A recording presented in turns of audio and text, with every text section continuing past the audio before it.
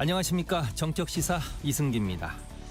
더불어민주당이 통일교 특검에 대한 요구를 전격 수용하기로 했습니다. 여야 원내대표 회동도 곧바로 성사됐는데 양당이 각각 특검법을 발의하고 추가 논의를 이어가기로 했습니다. 자, 이런 가운데 3대 특검 종료 이후 남은 의혹들을 수사할 2차 종합특검법도 발의했습니다. 자, 자세한 이야기 서울시장 출마를 공식 선언한 김영배 더불어민주당 의원과 나눠보겠습니다. 한편 지금도 국회 본회의장에서는 내란 전담재판부 설치법에 대한 필리버스터가 진행되고 있습니다. 장동혁 국민의힘 대표가 첫 주자로 나서서 19시간 이상 진행 중인데 관련해서 국민의힘 김용태 의원 만나보겠습니다. 정적 시사는 KBS 콩과 유튜브로도 실시간 방송됩니다. 12월 23일 화요일 정적 시사 출발하겠습니다.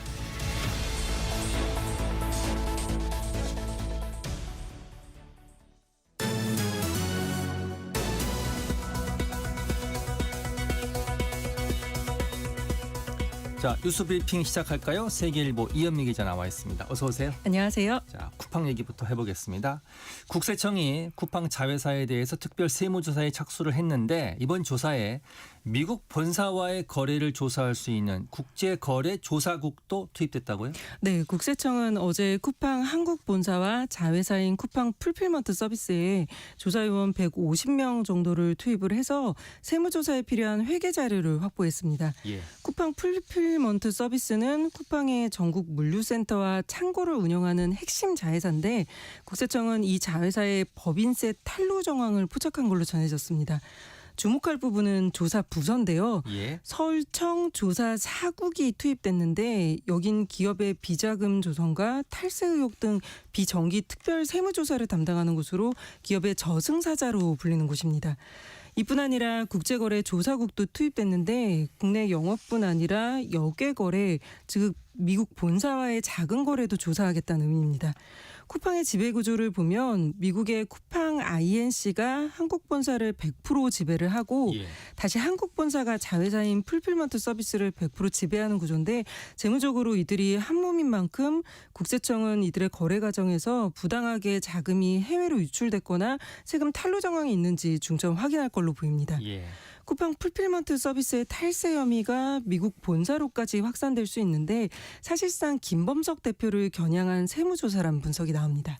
자, 그런데 이달 마지막 이틀, 그러니까 30일, 31일에 국회 5개 상임위가 참여하는 연석청문회도 열리죠? 네, 쿠팡에 대한 정치권의 압박도 강해지고 있는데 민주당은 국회 과방위와 정무위, 국토위, 기획재정위, 기후에너지 환경노동위원회가 참여하는 연석청문회를 이틀간 열겠다고 밝혔고 국민의힘은 아예 특위를 구성해서 국정조사를 하자고 제안했습니다. 예. 여야는 김범석 의장이 이번에도 국회에 나오지 않으면 추가 고발이나 동행명령장 발부 등 강제 수단을 모두 동원하겠다고 밝혔습니다. 자, 정치권 얘기 좀 해보겠습니다. 통일교 의혹 특검은 절대 불가하다고 했던 민주당이 어제 전격적으로 특검을 수용하기로 했죠. 네, 통일교의 정치권 금품 지원 의혹을 수사하자는 특검에 부정적이었던 민주당이 어제 야당의 요구를 전격 수용했습니다. 지난주만 해도 민주당 정청래 대표가 국민의힘의 통일교 특검 주장은 절대 수용 불가하며 일고의 가치도 없다 이렇게 일축했었는데 예. 어제는 야당의 요구를 못 받을 것도 없다고 생각한다. 국민의힘의 연루자를 포함해 진실을 명명백백하게 밝히는 것도 좋다고 생각하고 민심도 그러하다며 수용 입장을 밝혔습니다. 예. 김병기 원내대표도 여야 정치인 누구도 예외 없이 모두 포함해서 특검할 걸 제안한다고 했습니다. 대통령실은 전방위적인 수사가 이뤄질 계기가 되길 바란다면서 지위 고하, 여야를 막론한 엄정 수사가 필요하다는 기조에 변화가 없다고 강조했고요. 국민의힘은 시간 끌기로 이어지거나 야당 탄압용이 돼선 안 된다면서도 일단 환영한다는 반응을 보였습니다. 민주당이 입장을 바꾼 건 통일교 특검에 대한 여론이 지금 높고 특히 민주당 지지층의 찬성 여론이 국민의힘 지지층보다도 높은 점에서 계속 반대만 하다가는 역풍이 불 걸 우려해서란 분석이 나옵니다. 예. 일단 큰 틀에서 합의를 본 건데 그런데 구체적 논의 과정에선 진통을 겪을 걸로 보입니다. 여야는 각자 특검법을 발의한 뒤에 이후에 협의하기로 했는데요. 국민의힘과 개혁신당은 당장 특검 후보 추천권과 관련해 제3자인 대법원과 법원 행정처에서 2명을 추천하고 그중 1명을 대통령이 임명하는 형태로 하자는 입장이지만 예. 민주당은 기존 특검법에 어긋난다면서 대법원 추천에 반대하고 있습니다. 예. 민주당이 2차 종합특검법도 발의를 했네요. 네, 민주당 3대 특검 종합대응 특별위원회는 내란과 김건희, 해병대 특검 등 3대 특검 중에 김건희 특검을 제외한 2개가 이제 수사를 마무리하고 해체됐는데 김건희 특검도 오늘 28일 종료되는 만큼 미진한 수사를 더 하자면서 어제 2차 종합특검 법안을 발의했습니다. 국회 심사 절차 등을 고려하면 내년 1월에 본회의에서 법안을 처리할 걸로 예상됩니다. 예. 자, 지금 국회에서는 국민의힘의 필리버스터가 진행되고 있는데 어제 첫 주자로 장동혁 대표가 나섰는데 지금 역대 최장 기록을 깼습니다. 예, 위헌 논란이 일었던 내란 전담 재판부 설치법이 어제 국회 본회의에 상정됐습니다. 민주당은 재판부 추천 절차를 삭제한 만큼 위헌성이 해소됐다고 하는데 국민의힘은 입법부가 재판부 구성을 강제하는 것 자체가 위헌적이라고 맞서고 있습니다. 예. 이에 반대하는 무제한 토론인 필리버스터의 국민의힘 장동혁 대표가 이제 주자로 나섰는데요. 어제 오전 11시 40분쯤 시작해서 새벽 내내 그리고 지금까지도 밤샘 토론을 이어가고 있습니다. 예. 제1야당 대표가 직접 필리버스터에 나선 건 헌정사상 처음이라고 하는데 장 대표는 헌법학과 같은 5권의 책을 들고 내란재판부법이 헌법에 어긋난다고 비판했습니다. 현재까지 최장수 필리버스터 기록은 국민의힘 박수민 의원이 지난 9월에 기록한 17시간 12분인데요. 장 대표는 지금 현재까지 19시간 넘게 국회 본회의장에서 의견을 피력하고 있습니다. 예. 이 법이 통과되면 윤석열 전 대통령에 대한 내란 혐의 2심 재판의 경우 전담 재판부가 맡게 됩니다. 장 의원이 필리버스터를 시작한 직후에 민주당이 무제한 토론 종결 동의서를 제출을 해서 이로부터 24시간 뒤인 오늘 오전 11시 40분쯤 국회에서 종결 표결이 이뤄지게 됩니다. 국민의힘은 내란전담 재판부법과 함께 허위조작 정보근절법으로 불리는 정보통신망법 개정안을 이재명식 공포정치 2대 악법으로 규정을 하고 2박 3일간 필리버스터를 이어가겠다는 방침입니다. 예. 자, 철도 노조가 오늘 오전 9시부터 총파업을 하기로 했었는데 다행스럽게도 간밤에 유보하기로 결정을 했네요. 네, 약 2주 전에도 성과급 지급 기준을 놓고 철도 노조가 총파업을 예고했다가 미룬 적이 있었는데요. 이번에도 똑같은 상황이 벌어졌습니다. 예. 코레일은 자정쯤 철도 노조가 파업을 유보함에 따라 오늘 모든 열차를 정상 운행한다고 밝혔습니다. 원래는 철도 노조가 오전 9시부터 총파업에 나서겠다고 하면서 코레일이 운영하는 수도권 전철인 서울 지하철 1345선과 수인분당선, 경의중앙선 그리고 경강선의 차질이 불가피할 상황이었는데요. 예. 일단 한숨 돌리게 됐습니다. 예. 철도노조는 현재 기본급의 80%인 성과급 지급 기준을 100%로 정상해달라고 요구하고 있는데 이 문제의 키는 사측인 코레일이 아니라 기획재정부가 쥐고 있습니다. 아, 그렇군요. 네, 기재부가 노조의 요구 기준인 100%가 아니라 90%로 적용할 걸로 알려지면서 어제 노조가 파업 선언을 했었고요. 그렇다 보니 사측인 코레일이 호소문을 내고 성과급 정상화를 요구하는 이례적인 모습이 펼쳐지기도 했습니다. 정부가 성과급 지급 기준을 내년에는 기본급의 90%로 하고 내후년인 2027년에는 100%로 올려주기로 하면서 노조는 간밤에 파업을 유보하기로 결정했습니다. 예. 자, 환율 때문에 정부의 고민이 큰데요. 이 고환율 때문에 이득을 보는 기업도 있을 텐데 이 중소기업 상당수가 어려움을 겪고 있다. 이런 조사 결과도 나왔죠. 네, 원자재를 수입해서 부품을 만들거나 수입산에 많이 의존하는 외식업계 같은 자영업 소상공인들이 요즘 진정될 기미가 보이지 않는 환율 때문에 더 어려움을 겪고 있습니다. 예. 중소기업 중앙회가 중소기업 635곳을 5곳을 조사한 결과를 어제 발표했는데 수출과 수입을 병행하는 회사 10곳 중 4곳이 환율 급등으로 피해를 봤다고 답했습니다. 이익을 봤다는 기업보다 이제 피해를 봤다는 기업이 3배 정도 더 많았는데요.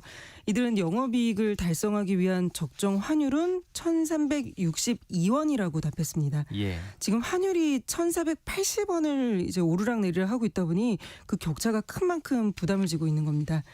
중소기업 절반은 환율 때문에 원가가 올라도 그걸 판매 가격에 반영하지 못해서 수익성이 점점 나빠지는 걸로 나타났는데요. 업계에선 중소기업들은 대기업에 비해 환율 변동 위험을 관리할 인력과 자본이 부족한 만큼 원자재 가격이 오르면 일부라도 지원을 해달라고 호소하고 있습니다. 중소기업 중앙회는 중소기업은 을이고 대기업이 갑인데 을이 갑에게 수시로 가격을 올려달라고 하기가 현실적으로 어렵다 보니 납품대금 연동제를 제대로 도입해야 한다고 밝혔습니다. 자, 뉴스 브리핑 잘 들었습니다. 세계일보 이현미 기자였습니다. 자, 정적 시사 지금 듣고 계신 시각 7시 15분입니다. 이어서 교통정보 전해드리겠습니다. 이 시각 교통정보입니다. 올해도 얼마 남지 않았는데요. 남은 연차 휴가를 몰아서 쓰는 분들 계시죠. 출근길 교통량이 증가하고 있는데요. 정체가 심한 편은 아닙니다. 영동고속도로 강릉 쪽으로 서창 부근이나 둔대 분기점 부근에서 밀리고 있습니다. 서해안고속도로 목포 쪽으로는 수산터널 부근에서 속도를 줄이고 있습니다. 서울 방향 일찍에서 금천 쪽으로 정체입니다. 수도권 제일순환고속도로 일산에서 판교 쪽인데요. 서운 분기점에서 송내 쪽으로 더디게 지나고 있습니다. 더 가서는 장수에서 안현 분기점 쪽으로 속도를 줄이고 있는데요. 안현 분기점 부근에서 추돌 사고 있었습니다. 서울시내 강서쪽으로 가는 길 비교적 무난하겠습니다. 반대는 강변북로가 방화에서 동작대교 쪽으로 막히고 있고요. 올림픽대로 하남 쪽으로 행주에서 염창나들목, 여의도 구간에서 정체되고 있습니다. KBS 교통정보센터에서 이현입니다.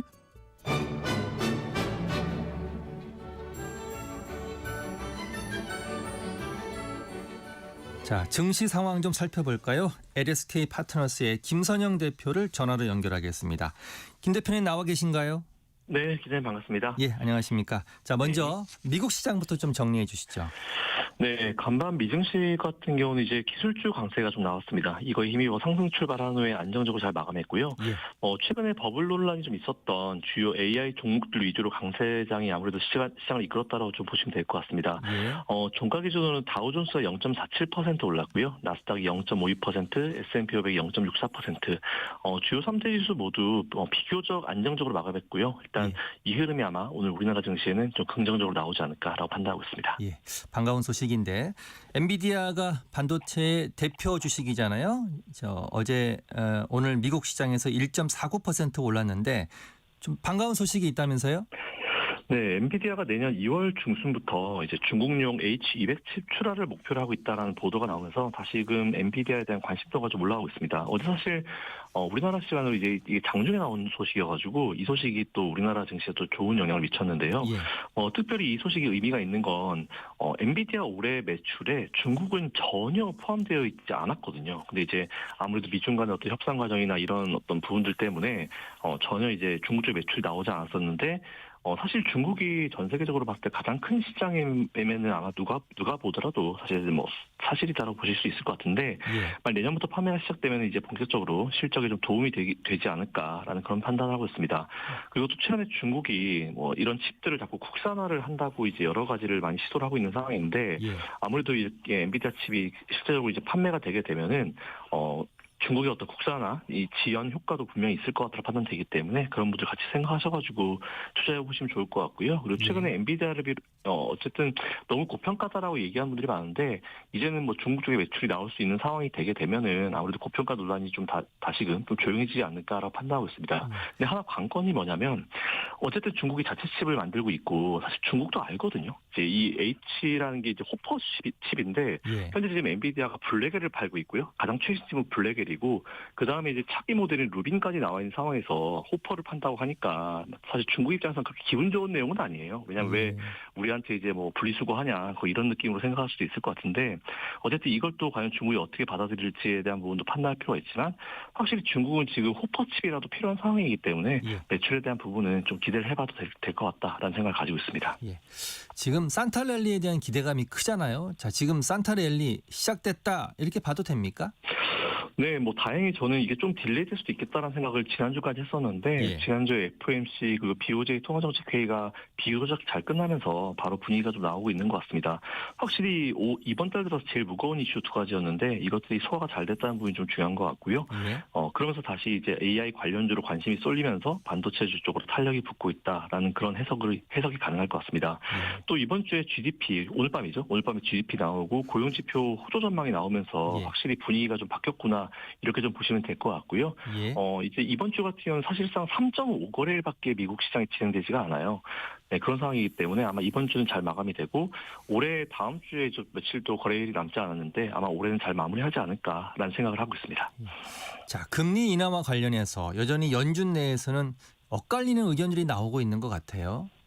네, 보통 일반적으로 연준에서도 이제 발표를 할 때는 뭐 다들 뭐 동의하는 식으로 내용이 나오긴 하지만 연준의 구성위원들을 보면은 각 지역별로 이제 총재들이 다 포함이 돼 있거든요. 그렇기 때문에 아마 회의 중에서는 의견이 아마 많이 맞지 않을 겁니다. 근데 사실 이제 결과를 발표할 때 보통 의견을 맞춰서 발표를 하는 편인데 최근에는 오히려 이런 것들도 잘 안 되고 있는 그런 느낌인 것 같아요. 오히려 이게 어떤 정책에 대한 어떤 불확실성을 튀고 있는 것 같은데 그건 조금 너무 과한 걱정인 것 같고요. 예. 최근에 베스엠의 클리브랜드 연 총재 같은 경우는 현재 금리 인하 중단이 기본적인 판단이다라는 의견을 제시해가지고 일단 금리 인하 했으니까 어느 정도 좀 기간을 두고 보고 정책 효과를 좀 점검해보자라는 그런 식으로 얘기했습니다. 사실 저도 이 의견에 동의를 하고 있고요.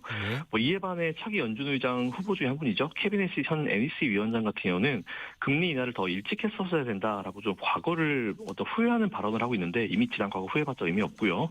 그리고 현재 관세 정책을 또 옹호하는 발언까지 했으니까 이것도 참고하시면 될 것 같고 또 스티브 마이런 연준 이사 같은 경우도 내년에 기준금리 인하 필요성을 재차 강조를 했습니다. 근데 위에 세 분의 특징을 좀 보게 되면은 케빈 해시과 마이런 같은 경우는 이제 친트럼프 성향을 가진 인물들이세요. 예. 그리고 이제 마이런 이사는 내년 1월달에 임기가 종료되기 때문에 1월 이후엔 투표권이 없습니다. 그래서 이제 그런 부분을 참고해 보시면 될 것 같은데 어쨌든 이렇게 연준 내에서도 친트럼프 대통령 성향 인사들과 뭐 다른 분들과의 의견 마찰이 내년에도 이어질 것으로 예상되는 가운데 아마 조만간 연준의 차기 의장이 발표가 될 것 같아요. 그래서 그분의 어떤 성향에 따라서 앞으로 또 우리가 분석해볼 방향이 좀 많이 달라질 것 같은데 사실 연준 의장이 누가 된다 하더라도 연준 의장 개인의 의견으로 연준을 이끄는 그런 집단은 아니기 때문에 예.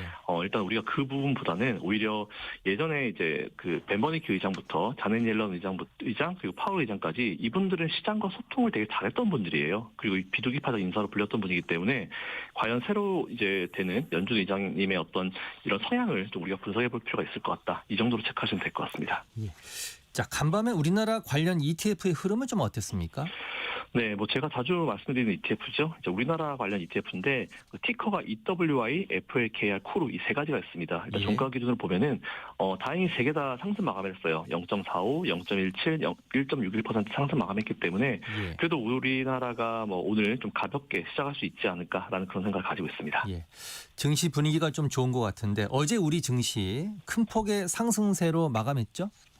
네, 다행히 뭐 지난 금요일 날 미국 시장 영향이 좀 나왔고요. 그리고 장중에 엔비디아가 중국에 칩을 팔 수 있다는 그런 소식이 나오면서 엔비디아 쪽에다가 칩을 제공하고 있는 SK 하이닉스가 좀 많이 올랐고요. 그리고 삼성전자 같은 기업들 사실 그 두 기업이 우리나라 시가총액 1, 2위이기 때문에 그들의 상승률이 크게 나오면 우리나라 코스피 지수가 올라갈 수밖에 없어요.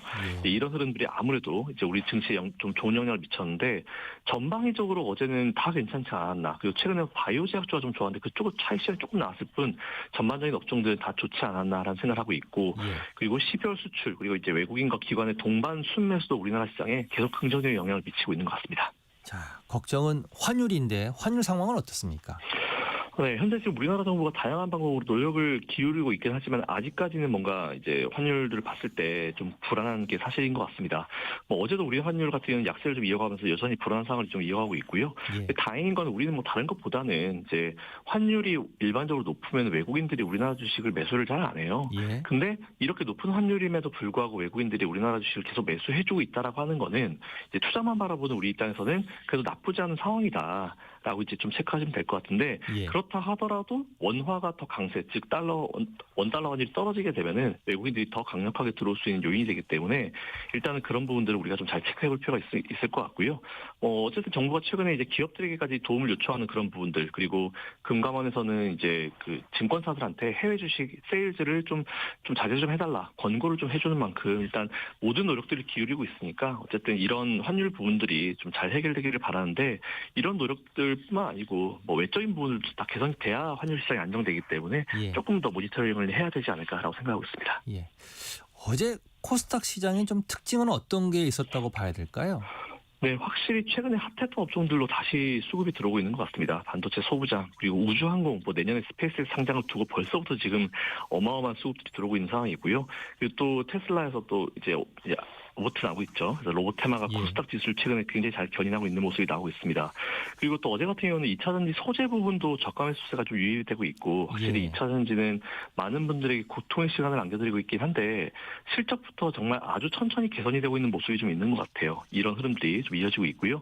그리고 어제 같은 경우는 조금 그 금리 인하 대표수의 업종이죠. 바이오 같은 경우는 종목별로 조금 차별화되는 모습을 보였습니다. 하지만 바이오 제약 같은 경우는 올해 내년을 해서 정말 좋은 소식들도 많이 있고 금리 인하의 대표 수혜주기 때문에 예. 투자는 그대로 이어갈 필요가 있을 것 같다라는 생각을 가지고 있습니다. 예.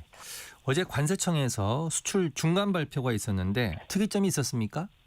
네, 일단 뭐 20일까지 수출은 YOY 전년 동기 대비 6.8% 증가한 430억 달러를 기록을 했습니다. 특히 반도체 부분이 41.8% 급증했는데 관세 여파가 좀 있었던 것 같아요. 대미 수출 비중 같은 경우는 1.7% 정도 감소하는 모습을 보이면서 아주 조금은 안타까운 수치이긴 한데 이게 또 어떻게 보면 수출이 증가해서 좋은 건지 나쁜 건지 잘 모르겠습니다. 왜냐하면 우리나라 같은 경우는 반도체가 수출이 많이 되면 수출입 데이터가 늘고요. 반도체가 줄면 또 줄어드는 효과가 있기 때문에 너무 반도체에 많이 쏠려 있는 느낌이 좀 있거든요.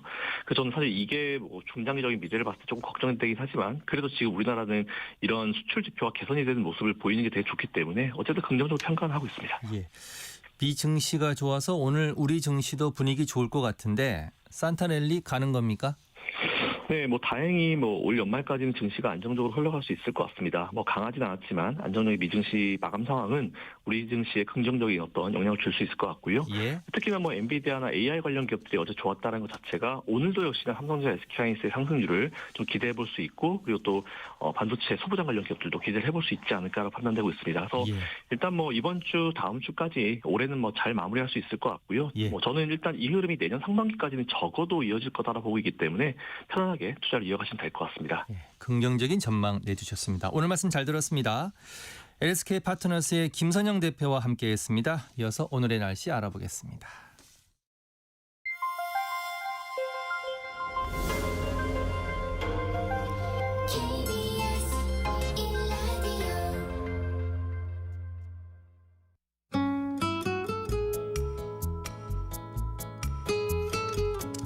자, 스튜디오에 반가운 손님 나오셨습니다. 이설아 기상캐스터입니다. 어서 오세요. 네, 안녕하세요.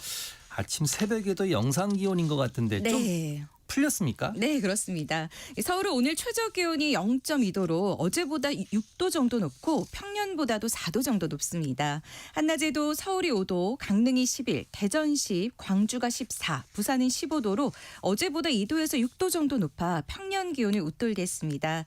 내일까지는 기온이 평년과 비슷하거나 좀 높아서 추위는 잠시 주춤하겠는데요. 예. 그러나 주 후반에는 북서쪽에서 찬 공기가 강하게 밀려와 성탄절인 모레는 종일 영하의 추위가 이어지겠습니다.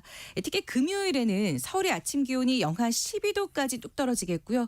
체감 온도는 영하 20도 가까이 곤두박질해 올겨울 들어 가장 춥겠습니다. 예. 급격한 기온 변화에 적응을 잘 하셔야겠습니다. 예. 오늘 오후에는 전국적으로 비 소식이 있네요. 네, 오늘은 오전부터 인천과 경기 북서부 지역에 비가 오기 시작해 오후에는 전국 대부분 지역으로 비가 점차 확대되겠습니다.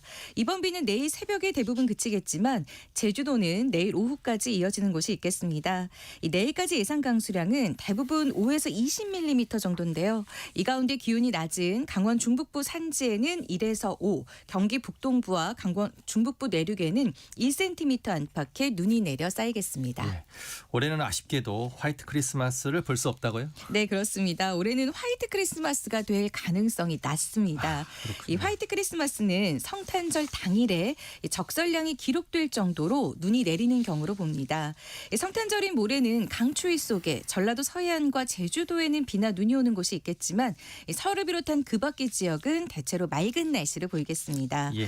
서울을 기준으로 최근 10년 사이 화이트 크리스마스는 2015년과 2023년 단 2차례뿐이었는데요. 예. 특히 지난 2023년에는 남부 곳곳에도 눈이 내려 쌓이면서 이 부산에서도 24년 만에 화이트 크리스마스가 기록됐습니다. 예, 알겠습니다. 오늘 말씀 잘 들었습니다. 이설아 기상캐스터였습니다. 정적시사 잠시 후에 정격 인터뷰로 돌아오겠습니다.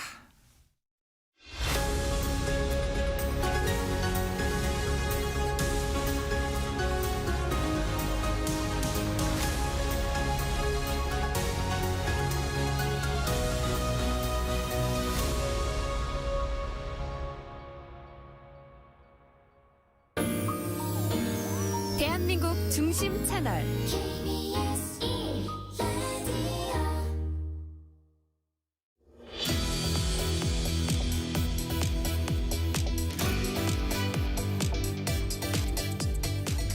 자, 정적 인터뷰 먼저 더불어민주당 입장 들어보겠습니다. 서울시장 선거 출마를 공식화한 김영배 의원이 전화로 연결돼 있습니다. 김 의원님 나와 계신가요? 네, 안녕하세요. 김영배입니다. 예, 안녕하십니까? 네. 자, 서울시장 출마 이야기 제가 잠시 뒤에 여쭤보고요. 통일교 네네. 특검부터 좀 짚어보겠습니다. 예. 자, 민주당이 전격적으로 통일교 특검을 수용했습니다. 자, 결정적인 계기는 역시 찬성 여론 때문인가요?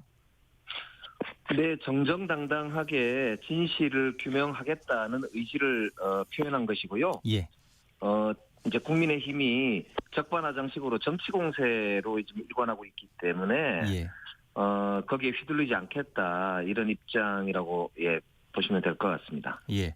좀 이건 불편한 질문 같지만 제가 여쭤보겠습니다. 자, 네네. 이와 관련해서 개혁신당의 천하람 원내대표가 친명계에서 친문들을 보호해 주자고 정치적 부담을 질 이유가 없다. 그리고 국민의힘 주진우 의원은 친문계 전재수 전 장관을 버린다는 뜻이다. 이런 해석을 내놨는데 어떻게 보십니까? 그 국민의힘을 비롯해서 의원들의 이름이 지금 많이 나왔지 않습니까? 예. 통교에서 지금 국민의힘 의원들을 한 10여 명 이상 이제 후원했다는 게 보도가 되다 보니까 예. 당황해서 오히려 민주당 내부를 갈라치기 하려고 예, 하는 거 아닌가 그렇게 생각을 하고요. 예, 오히려 민주당이 전격적으로 특검 수용을 하겠다고 하니까 당황한 거 아니냐 이렇게 보여요. 예. 그래서 이거는 향후에 진실을 규명해 보면 알겠지만 예. 국민의힘 쪽이 훨씬 더 곤란한 입장 아닐까 그렇게 보입니다. 당 갈라치기의 정치적 공세다 이렇게 보시는 거죠? 네네. 예. 자, 대통령실은 환영 입장을 냈습니다. 자, 박수현 수석 대변인이 대통령실과도 지속적으로 조율해 왔다 이렇게 밝혔는데 대통령의 의지가 작용했다 이렇게 보십니까? 네, 지난번에도 이재명 대통령은 이걸 진실을 떳떳하게 좀 규명하고 예. 지위고하를 막론하고 정확하게 수사하라 이런 입장을 지시를 한 바 있지 않습니까? 예. 이번에도 대통령실은 당연히 진실을 규명하는 게 우선이다 이렇게 이제 보는 거고요. 예. 특히 전재수 장관 같은 경우는 일관되게 지금 혐의를 부인하고 있고 현재까지 경찰 수사 과정도 보면은 특별한 게 없는 거 아닌가 싶고요. 오히려 국민의힘의 다선 의원들이나 핵심적인 위치를 차지했던 도당위원장을 하셨던 분들이라든지 이런 분들이 오히려 지금 상당히 금품을 받은 거 아니냐 이런 의혹들이 지금 계속 제기되고 있습니다. 그렇기 예. 때문에 저는 국민들께서 조금만 기다리시면은 진실을 알게 될 거다 이렇게 생각합니다. 예. 자, 어제 곧바로 여야 원내대표가 만나서 협상에 돌입을 했는데 네네. 이 협상 내용이 이제 여야가 각자 특검법을 발의 이후에 협의하기로 했습니다. 자, 여야 합의의 최대 걸림돌은 뭐라고 보십니까? 일단 수사 대상이 협의가 필요하지 않습니까? 예. 특검이라는 거는 어떤 사안이 의혹이 있기 때문에 예. 누구를 수사할 건지가 일단 우선 합의가 돼야 되잖아요. 근데 예. 국민의힘에서는 보니까 민주당하고 통일교 간의 금품 수수 의혹 그리고 김건희 특별 검사들에 대해서 은폐 무마 의혹 예. 이런 거를 지금 하자는 거니까 이거는 예. 명백하게 사실은 편향적인 그런 내용을 담고 예. 있다고 보여서 예. 우선 뭐 가장 중요한 게 누구를 수사할 거냐인데 이거는 의혹이 제기되는 여야 정치인 전부를 수사를 하는 게 당연한 거고요. 예. 그리고 특검 이제 임명 절차나 이제 특검을 누가 할 거냐 이 문제는 당연히 객관적인 절차를 거치고 예. 국민들이 보시기에도 저는 편향되지 않은 그런 특검 임명 절차를 거치는 게 당연하겠죠. 혹시 우리 의원님 생각은 있으신가요? 특검 후보 추천권은 어떻게 해야 된다? 근데 그거는 뭐 여야 협의하기에 따라서 국민들이 보시기에 편향되지만 않으면 되지 않을까 싶은데 일단 보통 보면은 그 전에 보면은 수사 대상이 관련되지 않은 정당이나 예. 수사 대상이 뭐 정치권 거의 대부분일 경우는 외부에서 이렇게 추천하는 경우도 꽤 많았거든요. 예. 그렇기 때문에 이거는 조금만 지나면 이제 경찰 수사가 일단 1단계 발표되고 그리고 나서 여야가 수사 대상을 특정을 하게 되면은 그 수사 대상이 포함되지 않은 쪽을 중심으로 저는 추천 절차를 거치면 되는 거 아닌가 그렇게 생각하고 있습니다. 예. 자, 국민의힘과 개혁신당은 제3자 추천권을 지금 합의한 바 있습니다. 그런데 민주당 지도부에서는 이건 좀 곤란하지 않냐 이렇게 바라보는 것 같은데 어떻게 보십니까? 뭐 지금은 일단 추천 절차 자체보다는 수사 대상을 먼저 합의 보는 게 저는 우선이라고 보거든요. 왜냐하면 특별검사라고 하는 게 의혹이 불거지고 문제가 해결이 안 된다고 생각하니까 하는 거잖아요. 예. 그렇기 때문에 어떤 의혹, 누구의 의혹 이게 이제 먼저 정리가 되고 예. 그 다음에 이제 누가 추천할 건지는 아까 말씀드린 대로 그 관련자들이 없는 정당 혹은 관련자들이 이제 관련되지 않은 곳 이런 곳에서 이제 추천하면 되는 것이기 때문에 저는 조금 더 지켜보면 된다 이렇게 생각합니다. 예. 조금 더 지켜보자 이렇게 말씀하셨고요. 자, 민주당에서 통일교 특검은 전격 수용한다고 밝히고 어제 2차 종합특검법도 발의를 했습니다. 자, 네. 14개 혐의를 최장 170일간 수사를 하겠다는 건데 자, 이번에는 수사에 미진한 부분이 없이 확실한 진상 규명 가능하다고 보십니까? 지금 이 수사 대상이나 이게 너무 많아가지고 사실은 특별검사 팀에서 열심히는 했지만은 예. 이제 물리적으로도 수사를 다 감당하지 못한 부분들이 꽤 많이 있는 게 확인됐습니다. 특히 예. 노상원 수첩 관련되어서는 지금 제대로 수사가 안 됐고요. 그다음에 양평 고속도로 관련해서 김건희 씨 관련된 의혹들이라든지 관저 이전과 관련돼서 김건희 씨 회사 관련된 부분이라든지 예. 뭐 이런 부분들은 거의 수사가 지금 제대로 이루어지지 못했습니다. 그래서 예. 이 부분은 제가 볼 때는 지금 2단계 특검에서 반드시 다뤄야 될 그럴 내용으로 판단이 되고요. 그런 면에서 보면 저는 한 5개월 정도 추가로 수사한다면 예. 저는 뭐 제대로 밝혀질 수 있다 이렇게 보고 특검이 조속히 좀 출범을 해야 된다 이렇게 생각을 하고 있습니다. 예. 밝혀질 수 있다 이렇게 보시는 거군요. 예. 네네. 자, 2차 종합특검법에 징계 요구권이 포함되어 있는데 제가 좀 찾아보니까 특별검사가 수사 방해나 비협조 행위를 한 공무원, 검사를 포함해 소속 기관장에게 징계 절차를 요구할 수 있는 권한입니다. 자, 이거는 왜 넣으신 건가요? 그러니까 이게 이제 예를 들어서 양평 고속도로 같은 데도 마찬가지고 관저 이전 같은 데도 마찬가지인데요. 수사가 조속히 진행이 되려면 기존에 있는 이제 검찰의 수사 결과나 혹은 보고서 같은 것들이 좀 빨리 이제 특검팀으로 이렇게 이관이 되고 협조가 되면 수사가 뭐 비교적 용이하게 진행되지 않습니까? 그런데 예. 그게 제대로 진행이 안 되는 경우가 지금 계속 발견이 됐고요. 저항하는 것까지도 오히려 느낌을 가질 정도니까요. 그리고 예. 양평 고속도로만 하더라도 양평군청이나 경기도 공무원들이나 뭐 이런 경우들도 이제 상당수가 관련이 되어 있기 때문에 이런 공직자들의 경우 협조를 하지 않으면은 예. 문제가 이제 되도록 하는 그런 걸 제도를 이제 도입을 해야만 수사가 빨리 좀 진행이 되고 효과를 거둘 수 있지 않느냐는 차원에서 이런 이제 검찰 개혁 그리고 수사의 용이성 뭐 이런 부분 때문에 들어간 조항이라고 보시면 되죠. 예, 알겠습니다. 자, 내란 전담 재판부법 지금 민주당이 국회에 상정했고 오늘 오후 표결에 붙여질 예정인데요. 네. 여러 차례 수정됐지 않습니까? 자, 위헌성이 완전히 제거됐다 이렇게 보시나요? 예, 위헌 논란이 있는 부분들은 다 제거를 했거든요. 특히 이제 그 내란 전담 재판부 판사를 추천하는 위원회가 문제가 있다고 계속 제기를 해서 예. 외부인들은 이 판사 추천 과정에서 빼는 걸로 제외하는 것으로 이렇게 법을 만들었고요. 특히 예. 이제 판사 회의나 아니면은 대법관들의 판단에 따라서 객관적으로 판사들의 총의를 모을 수 있는 구조로 설계를 했기 때문에 이거는 사법부의 권한을 침해한다거나 아니면 인사권을 침해한다거나 이런 논란이 전혀 없는 그런 이제 안이기 때문에요. 저는 뭐 이 부분은 위헌 논란에서 완전히 이제 벗어났다 이렇게 보고요. 다만 이제 1심 재판부에서 지금 국민들께서 굉장히 우려하는 것처럼 일부러 굉장히 재판을 늦춘다든지 아니면은 이제 재판의 내용도 보더라도 굉장히 국민들이 야 이건 내란을 응징하는 그런 결과가 제대로 나오지 않지 않느냐 이런 이제 우려들이 있으시기 때문에 예. 그런 부분들을 위해서라도 이거는 오늘 반드시 좀 처리가 돼야 되지 않을까 이렇게 보고 있습니다. 예. 자, 위헌 소지와 관련해서 당내 네. 곽상원 의원이 위헌 소지가 있다고 지적을 했습니다. 이제 지적한 내용은 재판부 구성의 무작위성을 충족하지 못했다는 건데 이걸 개인적인 우려 표명으로만 봐야 될까요? 아니면 아직 여론 수렴이 좀 덜 됐다고 봐야 됩니까? 이 부분은 의총에서도 논의가 있었는데요. 예.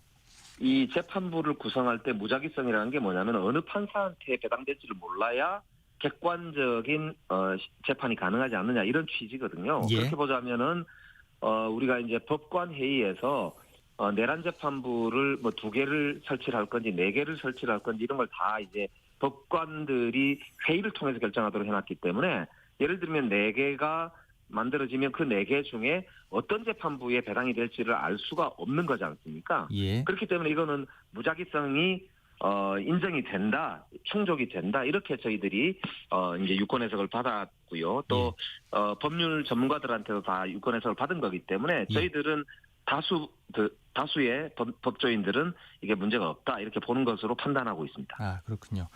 자, 내란 전담 재판부법 그리고 지금 오늘 또 오후에 국회 상정 예정인 허위 조작 정보 근절법도 그렇고 법안을 상정하고 수정하고 또 재수정 과정이 반복되고 있습니다. 국민의힘이 호떡 뒤집듯 하고 있다 이렇게 비판을 하고 있는데 이건 당내에서 문제가 없다는 입장인가요? 네, 사실 처음부터 완벽하게 준비가 돼서 법안이 한 번에 이렇게 딱 이제 착착착 진행이 되면 참 좋긴 합니다. 그런 점에서 보면 아쉬움이 없는 건 아닌데요. 예. 그러나 그래도 끝까지 열어놓고 당내 의견 수렴 절차를 거치고 또 외부 전문가들과 국민들과의 교감을 통해서 수정 가능하고 열려있는 그런 이제 집권 여당의 모습을 보여주는 것도 저는 의미가 있다 이렇게 보기 때문에 예. 저는 결과적으로 입법 과정이 투명하고 열려 있다 이렇게 오히려 좀 보셔도 좋지 않을까. 다만 이제 저희들도 당내에서 좀 더 처음부터 완벽을 기하기 위해서 사전 준비 이런 것들은 좀 더 철저할 필요가 있다. 저도 그런 비판은 이제 수긍을 할 만하다 이렇게 생각하고 있습니다. 예, 알겠습니다. 몇 가지 질문이 더 있는데 이건 잠시 뒤에 좀 여쭤보기로 하고요. 서울시장 네네. 출마 얘기 좀 여쭤보겠습니다. 자, 네. 지난 16일 서울시장 출마를 공식 선언하셨습니다. 네. 결심하시게 된 계기가 있으신가요? 예, 제가 성북구청장과 청와대 비서관을 거치면서 이제 꿈꿔오던 그런 이제 도시의 미래, 서울의 미래를 한번 펼쳐보고 싶다 이런 이제 결심을 했고요. 예. 최근에 이제 서울이 글로벌 도시로 굉장히 주목받는 도시이지만 이제 매우 시간이 불평등한 그러니까 어디에 사느냐, 어디서 일하느냐에 따라서 시간이 매우 불평등한 그런 도시로 변모가 됐습니다. 그런 예. 점에서 이제 뭐 역세권 10분 도시나 아니면은 직주 근접 도시로 그래서 정말 글로벌 탑2 도시로 아시아 최고 도시로 이렇게 발전할 수 있도록 만들고 싶다. 이제 이런 포부를 가지고 출마 결심을 하게 됐습니다. 예. 출사표에 보니까 시간 평등 특별시 이런 비전을 제시하셨습니다. 좀 짧게 네. 설명해 주시겠습니까?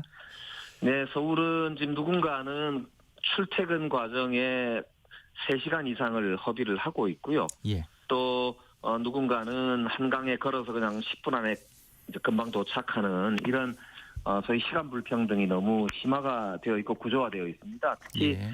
강남, 광화문, 여의도 중심으로 고소득 일자리가 몰려 있고 그러다 보니까 주거도 즉 부동산도 한쪽에 가격이 지나치게 높게 형성이 되어 있으면서 불균형이 아주 심각하거든요. 예. 그래서 이런 문제를 근본적으로 해결할 수 있는 도시 재설계, 30년 서울 세 판짜기가 필요하다. 그런 면에서 저는 이제 역세권 10분 도시라고 하는 프로젝트하고요. 예. 그다음에 직주 근접 메가시티라고 하는 그런 이제 프로젝트를 통해서 도심을 다시 고밀로 개발하면서 직장과 주거를 가깝게 잇고요.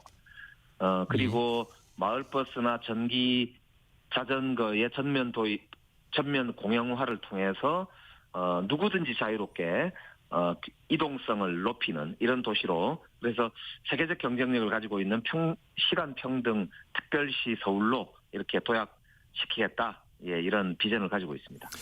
자, 돈도 좀 마련하셔야 될 것 같고 기존 네네. 노선과 도로망도 좀 바꾸야 되기 때문에 맞습니다. 여러 예, 가지 어려움이 있을 텐데 실현 가능성이 좀 높다고 보시는 건가요?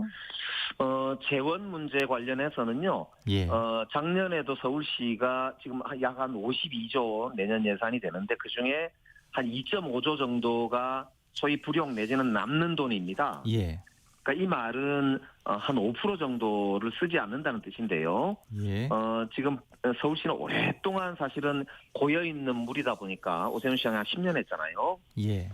그러니까 그 과정에서 불효불급한, 그러니까 쓸데없는 낭비적 요소들이 꽤 있습니다. 그래서 추가 5%를 찾아내면 총 5조 정도의 재원을 당장 마련할 수가 있다고 저는 판단하고 있고요. 5조. 예. 예. 그다음에 정부가 가지고 있는 주택도시기금의 225조인데요. 그거를 만약에 이제 서울시 시민들한테 쓸 수 있도록 한 5% 정도만 할당을 받으면 그것도 한 10조 정도 됩니다. 예. 그렇기 때문에 교통과 주거 문제에 투자할 수 있는 재정 여건은 그런 법제도적인 노력과 재정 절감 노력을 하면 바로 준비할 수가 있기 때문에 그 문제를 가지고 장기적으로 매년 한 5조와 10조를 합치면 15조네요. 예, 되지 않습니까? 이거를 예를 들어서 한 8년 정도 투자를 추가로 하게 되면 저는 지금과는 확 다른 서울시를 볼 수 있다고 보고요. 특히 지금 지체되어 있는 강북 횡단선이나 서부선 등 경전철 노선을 확충하는 문제하고 그다음에 간선도로들을 좀 지하화시키는 문제하고요. 예. 그리고 아까 말씀드린 대로 공공재개발이 74개인데 이게 굉장히 지체되어 있거든요. 그래서 이런 데 대폭 투자를 하게 되면 청년주택을 비롯해서 주택 여건도 시내에 양질의 주택을 아주 빠른 속도로 공급한다 이렇게 보기 때문에 저는 충분히 그런 이제 주거 여건과 교통 여건을 획기적으로 개선시킬 수 있다 이렇게 보는 겁니다. 특별히 마을버스를 전면 공영화한다고 제가 말씀을 드렸었는데 네. 그게 대체로 1년에 좀 적으면 2천억, 좀 많으면 3천억 정도 사이에서 설계에 따라서 소요가 될 것으로 보이는데요. 예. 그런 재원도 충분히 저는 마련이 가능하다 이렇게 보고 있는 거죠. 예. 말씀 중에 8년 동안 투자한다고 하셨으니까 재선을 염두에 둔 비전이라고 생각해 보겠습니다. 예. 이왕 이제 우리가 비전을 만든다면 적어도 예. 10년은 내다보고 새 판을 짜야 안 되겠느냐 이렇게 생각하고 있습니다. 자, 본선에 나가시려면 당내 경선을 통과해야 됩니다. 여러 후보들이 거론되고 있죠. 이미 출마를 공식 선언한 박홍근, 박주민 의원도 있고요. 출마 의사를 밝힌 서영교, 전현희 의원도 있습니다. 또 네네. 후보군에 요즘 정원호 성동구청장이 거론되고 있는데 네. 우리 의원님의 최대 강점 뭐라고 보십니까? 예, 저는 이번 지방선거는 그 유능한 행정가의 시대를 열어젖히는 첫 선거다 이렇게 생각하거든요. 이재명 대통령의 시대라고 하는 게 여러 가지 어려움이 있지만은 아주 작은 거라도 현실을 바꾸어낼 수 있는 유능한 행정가가 이제 포인트라고 보기 때문에 그렇고요. 예. 그런 면에서 저는 성북구청장은 8년을 했고요. 청와대 비서관을 2번 지냈고 지금 외교통일위원회에서 간사 겸 한미의원연맹 간사도 지내면서 전 세계 좋은 도시들을 많이 사례를 보았습니다. 그래서 저는 종합행정가로서 서울이 글로벌 도시 메가시티로 도약하는데 저는 제가 적임이다 이렇게 보고 있고요. 최근에 정원호 성동구청장의 좋은 사례가 많이 공유되고 있는데 저는 굉장히 좋은 일이라고 생각합니다. 환영하고요. 그래서 정말 제대로 된 유능한 행정가들 간의 경쟁을 통해서 저는 국민들께 희망을 주는 그런 멋진 경선을 한번 해보고 싶습니다. 예. 정원호 구청장을 먼저 얘기를 꺼내셨으니까 여쭤보겠습니다. 요즘 굉장히 좀 핫한 인물로 되고 있는데요. 자, 네. 경쟁자로서 어떻게 평가하십니까? 저는 아주 성수동 이제 발전이라든지 이런 사례들을 보면 아주 꼼꼼하면서도 정말 시민적인 그 시민들을 중심으로 둔 멋진 사례를 많이 만든 좋은 행정가라고 그렇게 평가를 하고 싶고요. 예. 그런 면에서는 좀 좋은 경쟁을 할 수 있을 거다 이렇게 봅니다. 요즘 우리 시민들께서 이제 정쟁만으로 얼룩지고 있는 이런 정치에 대한 이제 일종의 거부감 이런 게 굉장히 심하기 때문에 저는 좋은 행정가에 대한 기대가 높기 때문에 바로 이제 정원호 성동구청장이 많이 이렇게 회자되는 거 아닌가 싶고요. 예. 그런 면에서는 저는 아주 좋은 현상이라고 보고 우리가 자치와 분권의 현장에서 단련되어 있는 많은 그런 이제 좋은 분들도 전국에 많이 계시거든요. 예. 그렇기 때문에 광주나 대전이나 이런 데도 좋은 그런 행정가들이 좋은 결과를 성적을 냈으면 좋겠다 이런 생각을 가지고 있습니다. 예. 한 3, 4분 정도 남았는데요. 자, 네네. 정치 현안 다시 두세 개의 질문 더 드려보겠습니다. 네네. 자, 국민의힘 상황 좀 여쭤보겠습니다. 지금 국민의힘이 내란 전담 재판부 특별법 저지하기 위해서 필리버스터로 맞서고 있고 네. 장동혁 대표가 지금 첫 주자로 필리버스터를 진행하고 있습니다. 자, 헌정사상 야당 대표가 필리버스터한 게 처음 있는 일인데 어떤 정치적 판단이 있다고 보십니까? 예, 저는 아마 장동혁 대표가 정치적인 승부수를 나름대로는 생각하고 있는 것 같아요. 예. 당내에서도 보면 한동훈 대표하고의 갈등 이런 걸 이제 증폭되고 있는데 그렇게 보면은 본인이 돌파구가 필요하다 이렇게 생각했던 것 같고요. 예. 그런 점에서는 나름대로 지금 벌써 하루 거의 24시간 가까이 될 정도로 지금 필리버스터를 혼자 진행을 하고 있는 모습은 굉장히 나름대로는 정말 최선을 다하고 있구나 예. 이런 모습을 보여주는 것 같습니다. 예. 건강이 걱정될 정도로 그렇게 보이네요. 근데 정치적으로 보면 저는 이거는 쇼다 이렇게 볼 수밖에 없어요. 왜냐하면은 예. 지금 필요한 시대 정신은 계엄과 내란에 대해서 사과하고 윤석열 전 대통령하고 절연하는 것에서부터 혁신이 시작돼야 하는 것인데 예. 장동혁 대표는 거꾸로 가고 있지 않습니까? 내란과 계엄의 정당성을 오히려 강변하고 있는 지금 필리버스터를 진행하고 있기 때문에 예. 이거는 본인이 아무리 그렇게 처절한 모습을 보여주다 한들 제가 보기에는 이거는 오히려 역사의 오점으로 남을 수도 있다. 이 점을 좀 명심해야 된다고 생각하고요. 예. 오히려 국민들이 기대하시는 거는 이제 국민의힘이 정말 내란을 이제 사과하고 윤석열과 절연하는 것에서부터 혁신을 시작하는 것이다라는 점 다시 한번 거듭 강조하고 싶습니다. 예. 마지막 질문 하나 더 드리겠습니다. 네. 장동혁 대표가 최근에 노선 변화를 시사하지 않았습니까? 곧 메시지를 내놓을 것이다 이렇게 예고하고 있는데 어떤 메시지가 나올 것으로 예상하십니까? 지금 아마 당명을 바꾼다든지 예. 아니면은 이제 다른 어떤 당헌을 좀 바꾼다든지 이런 식의 시도를 하지 않을까? 저는 이제 그런 생각을 해봤는데요. 이거는 자기 이제 내용이 바뀌지 않은 상태에서 형식을 바꾼다고 해서 새로워지는 거는 아니거든요. 예. 얼굴에 분칠한다고 되겠습니까? 예. 수박에 이 다른 색칠 칠한다고 다른 게 되지는 않거든요. 예. 그렇기 때문에 저는 아까 말씀드린 대로 국민적인 기대에 부응해서 윤석열과 조속히 절연하고 예. 새로운 길을 선언하는 그런 국민의힘의 모습을 보고 싶습니다. 아, 예. 자, 시간이 없어서 오늘 말씀은 여기까지 듣겠습니다. 지금까지 네네. 서울시장 출마 선언을 한 더불어민주당 김영대 의원이었습니다. 고맙습니다. 네, 감사합니다. 자, 잠시 뒤에 김영태 국민의힘 의원 만나보겠습니다. 잠시 뒤에 돌아오겠습니다.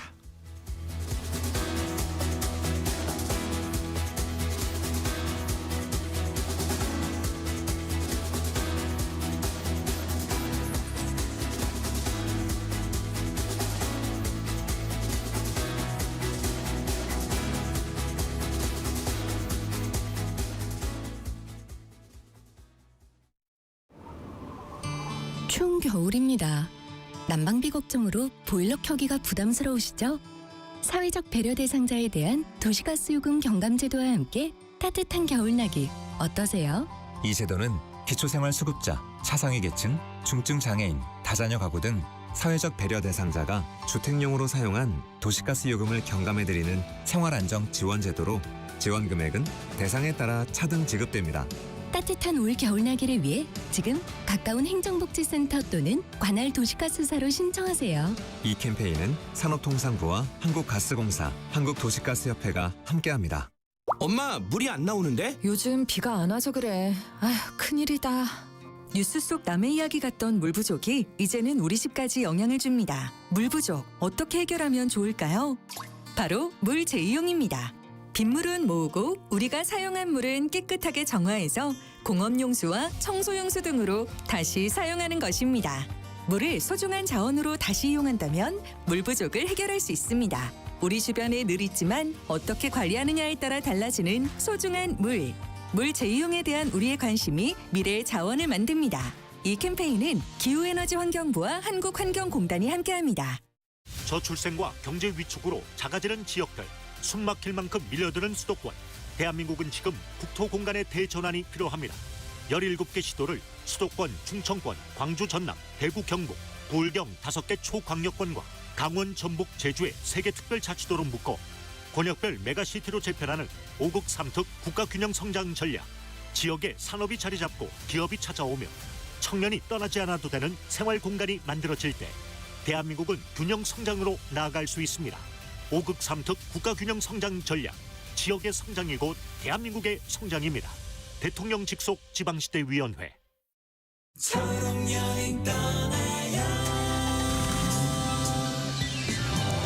안녕하세요, 폴킴입니다. 오늘은 지유님의 사연을 소개해볼게요. 뇌병변 장애로 거동이 불편한 어머니는 사람 많은 곳에 가는 것을 어려워하셨습니다.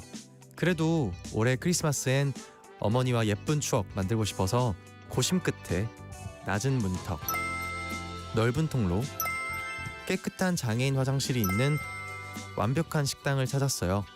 오랜만에 밖에서 밥을 먹으며 활짝 웃는 어머니. 어머니의 웃음이 우리 가족에겐 크리스마스의 기적이었습니다. 우리 함께 떠나봐요.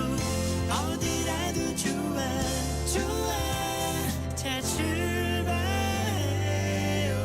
KBS 연중 캠페인 초록여행 떠나요는 장애인의 자유로운 여행을 응원하는 기아와 그린라이트가 함께합니다.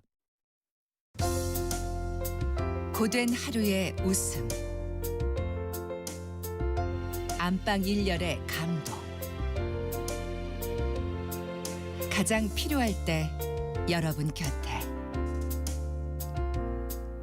이 모두가 시청자 여러분 덕분에 가능했습니다. 방송법 개정에 따라 2025년 11월부터 수신료는 전기요금과 함께 고지됩니다. 수신료 내역은 전기요금 고지서에서 확인하실 수 있습니다. 수신료 문의는 KBS 수신료 콜센터 1588-1801로 연락 주시기 바랍니다. KBS는 언제나 여러분의 소중한 일상과 함께합니다. 수신료의 가치를 실현합니다. 여러분의 KBS.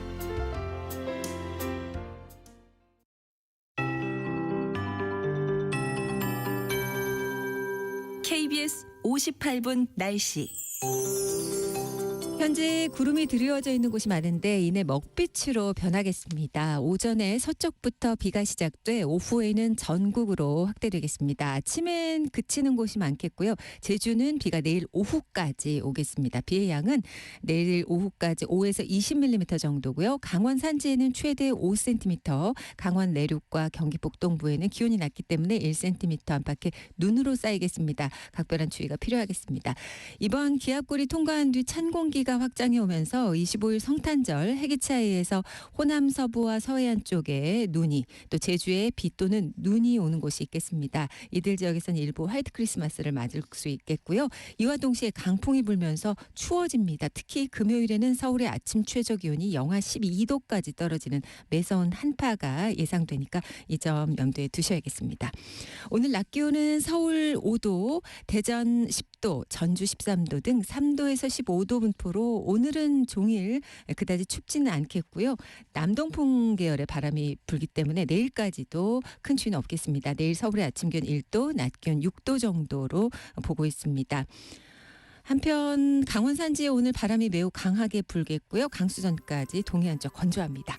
지금 서울의 기온은 2도입니다. KBS 58분 날씨 강혜종입니다.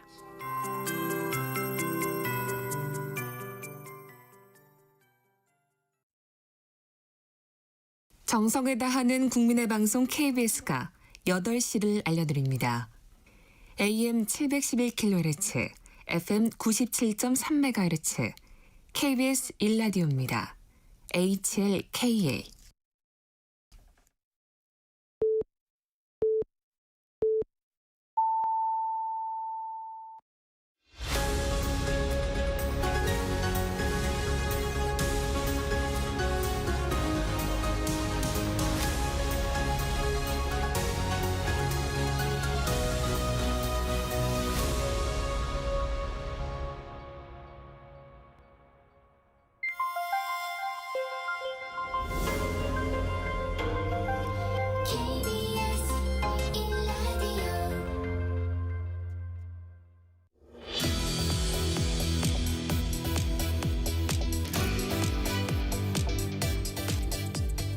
자, 전격 인터뷰 오늘 두 번째 시간에는 김용태 국민의힘 의원 만나보겠습니다. 어서 오세요. 네, 안녕하세요. 경기 포천가평 김용태입니다. 예, 감사합니다. 나오셔서. 예, 먼저 민주당이 통일교 특검을 전격 수용하기로 했습니다. 뭐 어제까지만 해도 일고의 가치가 없다 이렇게 얘기했는데 왜 갑자기 입장을 바꿨을까요?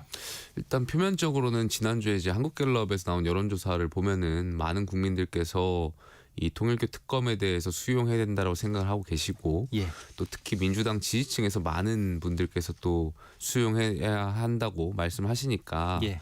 민주당도 여론의 추이를 보는 것 같고요. 예. 두 번째로는 정무적인 판단이 있지 않을까 생각해요. 왜냐하면 어제 앵커께서도 보셔서 아시겠지만 또 그 민주당이 종합특검법을 발의하겠다라고 이야기를 했잖아요. 그렇죠. 그러니까 사실 말이 안 되는 특검법인데 이미 발의했죠. 그렇습니다.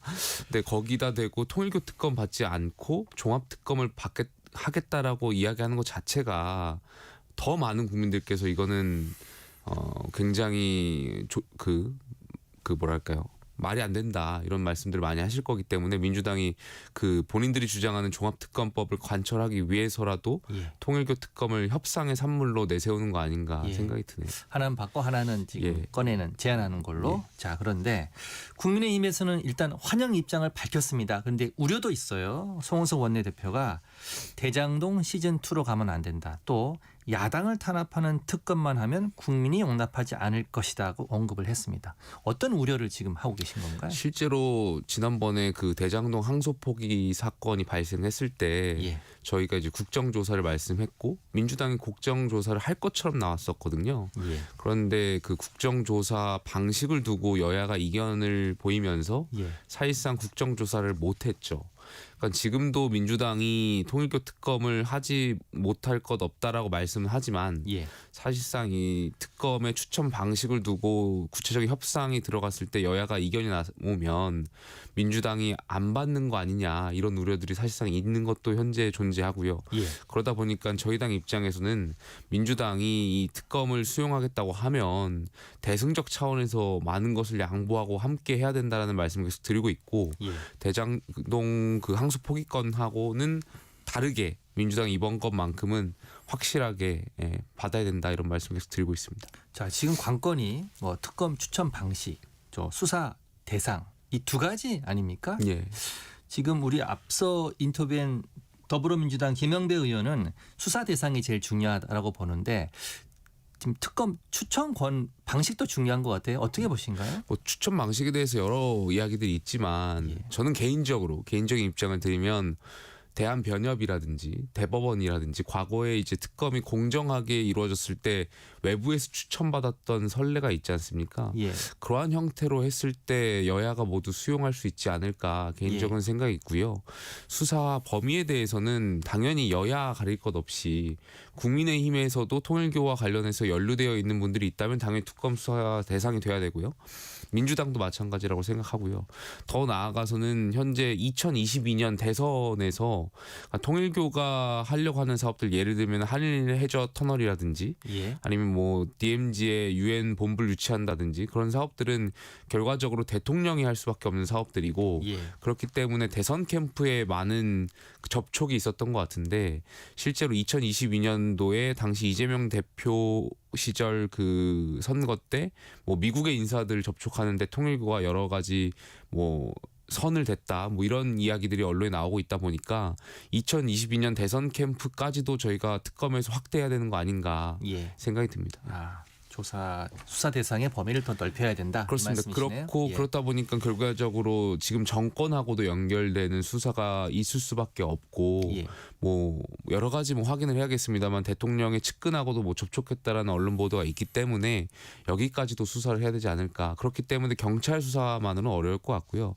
특히 경찰이 4개월 동안 윤영호 전 본부장 진술을 조서도 꾸미지 않고 예. 보고서 형태로만 특검이 그렇습니다. 예. 특검이 그렇기 때문에 이거는 새로운 특검에서 하는 것이 맞지 않나 개인적으로 생각을 합니다. 예. 자, 우리 김 의원님 말씀대로 하면 여야 합의가 쉽지 않을 것 같습니다. 민주당이 협조하지 않으면 지금 특검법 뭐 출범이 어렵지 않습니까? 그렇습니다. 자, 민주당이 민주당을 다수당이니까요. 압박할 수 있는 보관이 있습니까? 저는 국민들과 함께 저희 국민의힘이 나아가야 된다고 생각하고 있고요. 조금 전에 말씀드렸던 것처럼 국민 여론이 지금 이 특검에 대해서는 저희 당하고 같이 가고 있다라고 생각합니다. 예. 자, 국민의힘이 대장도 항소 포기 외압 의혹 관련 국정조사도 다시 제안을 했습니다. 예. 네. 어떤 정치적 의미가 있습니까? 대장동 항소 포기권 같은 경우는 물론 시간이 계속 지나고 있습니다만 예. 저는 시간이 지나면 지날수록 많은 국민들이 궁금해하실 사안이라고 생각하고요. 그 당시에 신중히 검토하라라는 그 발언이 결과적으로 검찰의 외압으로 비춰질 수가 있고 실제적으로 수사지휘권을 발동하지 않은 상황에서 장관이 그렇게 말하는 것 자체가 예. 시간이 이 권력에 대한 누수가 시작되기 시작하면 드러날 사실이기 때문에 저는 언제든지 여기에 대해서는 밝혀져야 될 사실이라고 생각합니다. 예. 자, 민주당이 2차 종합특검 법안을 발의를 했습니다. 자, 최장 170일 동안에 14가지 혐의를 수사하겠다는 건데 여기에 대해서 지금 국민의힘은 어떻게 대응하실 계획인가요? 민주당이 뭐 여태까지 여야 간의 협의 없이 계속해서 본인들이 마음대로 의사일정 상정하고 본회의 밀어붙였으니까요. 지금도 뭐 민주당이 계속 밀어붙이겠죠. 근데 저는 글쎄요, 그 여태까지 3대 특검이 돌아갔었고 예. 사실상 헌정사 이래로 이렇게 센 특검법이 있었나 싶을 정도로 의아한데 거기다가 이것도 모자라서 종합특검을 발의하면서 종합특검에 150여 명 정도의 특검을 구성하겠다라는 것 자체가 민주당이 결과적으로 이 수사권을 장악하려고 하는 거 아닌가 생각이 들고 실제적으로 특검이 통과된다고 하더라도 특검 준비기를 포함하고 뭐 하면 사실상 한 3, 4월에 특검이 돌아갈 텐데 예. 지방선거를 앞두고 특검이 시작하는 거 아니겠습니까? 예. 결과적으로 민주당이 지선을 앞두고 특히 이번 종합특검법에는 이 계엄과 관련해가지고 지방자치단체장들을 겨냥한 특검이라고 저는 이해했거든요. 예. 결과적으로 지방선거에 노골적으로 관여하겠다 이런 생각이 들었고요. 예. 결과적으로 그렇게 정무적인 판단의 특검이라고 생각합니다. 예. 자, 지금 민주당의 내란 전담 재판부 설치법 오늘 국회에 표결 앞두고 있고요. 허위 조작 정보 근절법은 상정을 앞두고 있습니다. 자, 두 법 지금 문제라고 계속 비판을 하고 있고 민주당에서 국회 상정 순서까지 바꿨습니다. 이걸 어떻게 보십니까? 말도 안 되고요. 저는 정말 이렇게 중요한 법안들 뭐 법안 하나하나가 사실 국민들한테 미치는 영향이 굉장히 크기 때문에 300여 명의 국회의원들이 사실 토론하고 논의하는 게 굉장히 중요하다라고 생각하는데요. 지금 앵커께서 지적하셨던 것처럼 어제 이 본회의가 열려서 내란 전담 재판법이 올라올 때 그 직전까지 수정안들이 계속 올라오는데 국회의원들이 수정안에 대한 내용을 몰랐습니다. 저는 그러니까 뭐 오늘 올라올 그 언론 입틀막법도 마찬가지라고 생각이 드는데요. 최소한 국회의원들이 내용을 알고 이 본회의 들어가기 전에 토론을 해야 되는데 그냥 모르는 상황에서 민주당 마음대로 수정안들을 직전까지 계속 내다 보니까 모르는 상황에서 국회의원들이 토론하고 표결해야 된다는 상황 자체가 국회의 권위가 굉장히 실추됐다고 생각이 들고요. 그러니까 지금 법사위는 왜 존재해야 되는지 저는 잘 모르겠어요. 그러니까 지금 국회의장과 법사위원장 모두 여당이다 보니까 과거에는 이제 이 국회의장과 법사위원장의 소속 정당이 다르다 보니까 견제 균형의 역할을 해왔는데 그게 모든 것이 다 없어지다 보니까 민주당 마음대로 그냥 본회의 앞두고 수정안 발의하고 하는 것 자체가 말이 안 된다라고 생각이 들고요. 국민들께서 보시기에 이 민주당 결과적으로 사법부도 장악하고 언론도 장악하겠다. 이렇게 읽혀질 것 같습니다. 예, 지금 국회에서는 국민의힘의 필리버스터가 진행되고 있습니다. 예. 지금 장동혁 대표가 24시간 목표라고 했으니까 지금 거의 11시 40분까지 지금 할 것 같이 느껴지는데, 예. 자, 국민의힘에서는 필리버스터 외에는 지금 방법이 없는 건가요? 사실상 그렇습니다. 소수당이 저희가 어쨌든 의석 기준으로 소수당이고 국민의힘 입장에서는 이 법안이 올라왔을 때 민주당이 원래 본회의에 법안을 올리려면 교섭단체 즉 민주당과 국민의힘의 원내대표 간의 합의를 이뤄서 본회의 상정해야 되는데 예. 여태까지 대부분의 국회가 22대 동안 민주당이 다수당으로 협의해서 상정하기보다는 밀어붙였단 말이죠. 예. 그러니까 이번 같은 경우에도 사실 그 언론 입틀막법이 올라오고 내란 전담 재판법이 두 번째로 올라오는 건데 민주당이 의사 일정을 마음대로 바꿨어요. 그러니까 내란 전담 재판법이 먼저 올라온 거잖아요. 근데 국민의힘과 합의 없이 본인들 의사 마음대로 또 결정해서 의사 일정을 바꾸는 건데 그렇게 하다 보니까 사실 소수당 입장에서는 할 수 있는 선택지가 물리적으로 많지 않은 것이 현실이고 그 중에 이제 필리버스터가 저희가 선택할 수 있는 최소한의 선택지라고 생각합니다. 유일한 선택지인 것 같은데 지금 장동혁 대표가 제1야당 대표로는 이례적으로 지금 필리버스터를 하고 있습니다. 조금 전에 인터뷰를 했던 더불어민주당의 김영배 의원은 이건 정치적 쇼다 이렇게 비판을 했는데 좀 반론해 주시죠. 내란 전담 재판부법 자체가 민주당의 정치적 쇼라고 생각이 들고요. 저는 이렇게 생각합니다. 그러니까 재판이라는 거 사법부가 어떤 판단을 했을 때 공정한 재판이 물론 중요하고요. 두 번째로는 많은 국민들이 이걸 수용하는 게 굉장히 중요하다고 생각해요. 예. 근데 지금 민주당 말대로 내란 전담 재판부법을 강행해서 그 내란 전담 재판부에서 윤 전 대통령에 대한 내란 혐의에 대해서 어떤 판결이 있었을 때 그 판결과 반대 진영에 있는 국민들이 과연 수용할 수 있겠는가에 대한 의문이 있어요. 그러니까 결과적으로 정치권이라고 하면 국민 통합이 굉장히 중요한 거고 그럼 지금 있는 현행에서 어떤 재판을 통해서 어떤 결정을 하고 많은 국민들이 수용할 수 있게끔 만드는 것이 굉장히 중요한데 민주당이 결과적으로는 강성 지지층들 본인들 지지층들을 의식해서 이런 것들을 통해서 계속 밀어붙여서 재판을 하려고 하고 거기에 따른 하여튼 국민을 오히려 갈라치게 하려고 하는 거 아닌가에 대한 아쉬움이 있고요.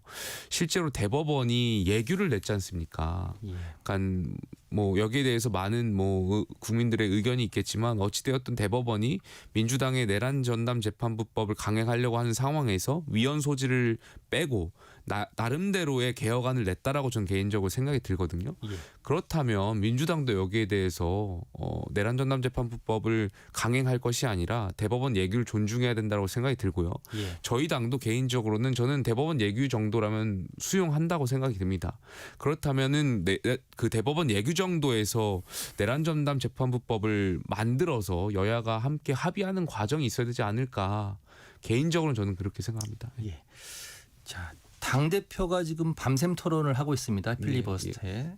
많이 힘들 시간일 것 같습니다. 예, 지금 20시간 정도 넘은 것 같은데. 자, 지금 당 소속 의원들이 국회의 자리를 지키고 있는 모습이 별로 없어요. 많이 자리가 비어 있던데. 이것만 보면 당이 하나로 가고 있지 않다 그런 느낌이 들거든요. 어떻게 생각하십니까? 뭐 그렇게만 볼 수는 없을 것 같고요. 아무래도 당 대표께서 직접 이 필리버스터 민주당의 입법 횡포에 대한 반대 의사를 몸소 실천하고 있는 것에 대해서 많은 의원들이 관심을 갖고 있고요. 예. 아마 여기에 대해서도 많은 국민들께서 또 특히 지지를 많이 보여주고 계실 거라고 개인적으로는 생각을 합니다. 그래서 이것만 보고는 뭐 당이 하나 되지 않았네라고 볼 수는 없을 것 같습니다. 예, 알겠습니다. 자, 당내 상황 조금 더 들어가 보겠습니다. 장정혁 대표가 이제 변해야 할 시점이라면서 노선 변화를 앞으로 하겠다 이런 언급을 했는데 어떤 메시지가 언제쯤 나와야 된다고 생각하십니까? 대표께서 이제 여러 번 말씀을 하시긴 하셨지만 저는 개인적으로 이렇게 생각을 해요. 결과적으로 국민의힘이 윤석열 전 대통령과 절연할 의지가 있는가? 예.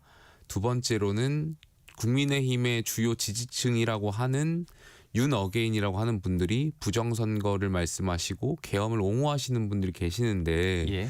그렇다면 지도부가 이 윤어게인 분들에 대해서 잘못 생각하고 있는 거다라고 예. 설득하고 지적할 의지가 있는가? 예. 이 두 가지에 대한 대답을 할 필요가 있다고 생각해요. 예. 이 말씀을 왜 드리는 거냐면 지도부에 있는 인사들하고 많은 이야기를 하다 보면 지도부는 이렇게 생각하는 것 같아요.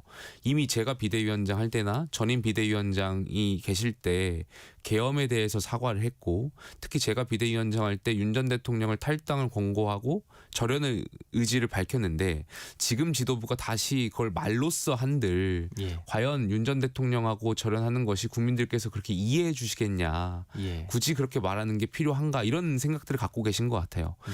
그런데 전임 지도부는 어찌되었든 계속해서 국민들께 진정성 있는 사과와 윤 전 대통령의 절연 의지를 밝혀왔는데 지금 지도부는 어찌되었던 윤 전 대통령 면회도 갔었고 예. 또 과연 뭐 우리가 황교안이다라는 발언도 했었고 예. 또 몇몇 핵심 지도부 인사 중에는 그 윤어게인들 주장들을 설파하면서 계엄을 옹호하는 것처럼 말씀하셨던 몇몇 지도부 인사가 있거든요. 예. 거기에 대해서 당대표가 어떠한 제지도 없었고 그러다 보니까 국민들 입장에서는 과거에는 국민의힘이 이 올바르게 가려고 하는 것처럼 보였는데 지도체제가 바뀌고 나서는 다시 윤 대통령하고 종속적인 관계를 보이는 거 아닌가. 예. 이런 의구심을 가질 수밖에 없다라고 생각이 들고요. 예. 그렇기 때문에 지금 장동혁 대표 체제에서 반드시 그러한 입장을 밝히고 그것이 뭐 한 번, 두 번이 중요한 것이 아니라 일관성 있는 태도가 중요하다고 생각해요. 예. 그러니까 한 번 사과하고 뭐 한 번 말하는 것이 중요한 것이 아니라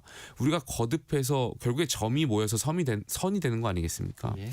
정치라는 것은 인지의 영역이 굉장히 중요한 것이고 많은 국민들이 국민의힘이 확실히 계엄에 대해서 반성하고 윤 전 대통령하고는 다른 생각을 갖고 있구나 이런 것을 이해하실 수 있게끔 지금 지도부가 입장을 보여야 되는데 사실 지금 지도부 입장을 봤을 때는 많은 국민들이 그렇지 않다라고 생각하시는 것이 저는 이해가 되고 예. 그렇기 때문에 그런 변화, 일관된 태도에 대한 변화가 필요하지 않나 생각이 듭니다. 네. 만약 장정혁 대표께서 우리 김 의원님이 생각하시는 그런 메시지를 내놓지 않는다면 이건 가정입니다. 예, 예. 지금 초선 의원 모임을 예, 지금 예, 예. 같이 하고 계시지 않습니까? 뭐 어떻게 대응하신다는 뭐 계획 같은 건 있으십니까? 글쎄요, 그렇게 대표께서 변화하시지 않으면 저희가 대응하기 전에 지방선거 때 심판을 받을 거라고 생각이 예. 들고요. 그렇기 때문에 대표께서도 고민을 굉장히 많이 하시고 있을 거라고 저는 개인적으로 생각이 들어요. 최근에 핵심 지도부에 있는 인사들하고 이야기를 많이 했지만 예. 지도부도 많이 헷갈려하는 것 같아요. 그러니까 제가 주장하는 것과는 별개로 본인들이 어떻게 입장을 취하는 것이 국민을 하나로 모으고 또 우리의 지지층을 결속시키고 이런 고민들이 있는 것 같은데 그러다 보니까 저희 많은 의원들이 변해야 된다라고 말씀하시는 입장과 다르게 지도부가 계속해서 판단을 하고 있는 것 같은데 정답이 있는 문제는 아니겠지만 저는 지도부가 많은 국민들의 상식에 있는 결정을 내렸으면 좋겠다는 생각이 있고요. 이 말씀 꼭 드리고 싶은데 우리가 국민 이런 말씀들 많이 하잖아요. 예. 지지층 국민만 생각하지 말고 정말 말 그대로 국민 전체에 대한 생각을 좀 했으면 좋겠다. 예. 이런 말씀 드리고 싶습니다. 지방선거 결과가 걱정이 된다 이런 뜻으로 좀 받아들이겠습니다. 자, 당원 게시판 논란 좀 짚어보겠습니다. 자, 한동훈 전 대표를 둘러싸고 지금 당내 갈등이 심해지고 있는데 여상원 전 윤리위원장이 이렇게 얘기했습니다. 주의 정도로 충분한데 징계까지 하는 건 당을 위해서도 좋지 않다. 동의하십니까? 많은 의원들이 동의하실 것 같아요. 예. 그러니까 이 당원 게시판에 대해서 의원들하고 이야기를 하다 보면 당원 게시판에 대한 옳고 그름에 대한 생각들은 저마다 다 다르세요. 예. 근데 다만 공통적인 생각은 지금 시점에 왜 이걸 꺼내지? 지금 시점에 이걸 꺼내서 뭘 어떻게 하겠다는 거지? 예. 라는 생각들이 다 공통된 의식인 것 같아요. 예. 그러니까 지금 시점에 사실상 당원 게시판을 꺼냈다라는 것은 당 지도부가 조금 전에 말씀드렸던 것처럼 이 변화해야 된다라는 것을 두고 당내 의원들의 많은 비판을 받고 있다 보니까 예. 이른바 강성지층이라고 불리는 분들의 결속을 위해서 당원 게시판을 도구로서 꺼낸 거 아니냐 이런 비판이 있을 수밖에 없는 것 같고요. 아마 그런 차원에서 전 윤리위원장께서도 이런 것을 좀 그 윤리위의 징계 양형에 대해서 좀 말씀하신 거 아닌가 생각이 듭니다. 예. 네. 한동훈 전 대표 엊그제 그 토크 콘서트 네, 열었는데 뭐 참석자 의원이 7분 정도 된다고 언론에 보도가 네, 예. 됐는데 우리 김 의원님 이름은 없으시던데 예. 참석을 안 하신 저는 특별한 이유가 있습니까? 초대 대상이 아니고요. 저는 초대 대상이 아닙니다. 예. 아, 예. 자, 그 한 전 대표가 여러 가지 얘기를 꺼냈는데 언론에 보도된 거는 크게 두 가지 같아요. 민주당이 아니라 왜 나와 싸우냐. 그리고 당 권한을 이용한 노골적인 공격은 처음이다. 이렇게 말을 했는데 이 말에는 동의하십니까? 본인 토크 콘서트니까 예. 뭐 본인이 본인 지지층하고 자유롭게 이야기하셨으니까 그렇게 크게 의미를 두고 싶진 않은데 물론 이제 이것이 이제 언론에 관심을 받다 보니까 이야기를 하게 된다면 글쎄요 뭐 이렇게 당에 대해서 그렇게 본인이 갖고 있는 억울한 점에 대해서 언론에는 말할 필요가 없지 않으실까 생각이 듭니다. 본인도 어쨌든 한 전 대표 같은 경우는 당의 지도급 인사지 않습니까?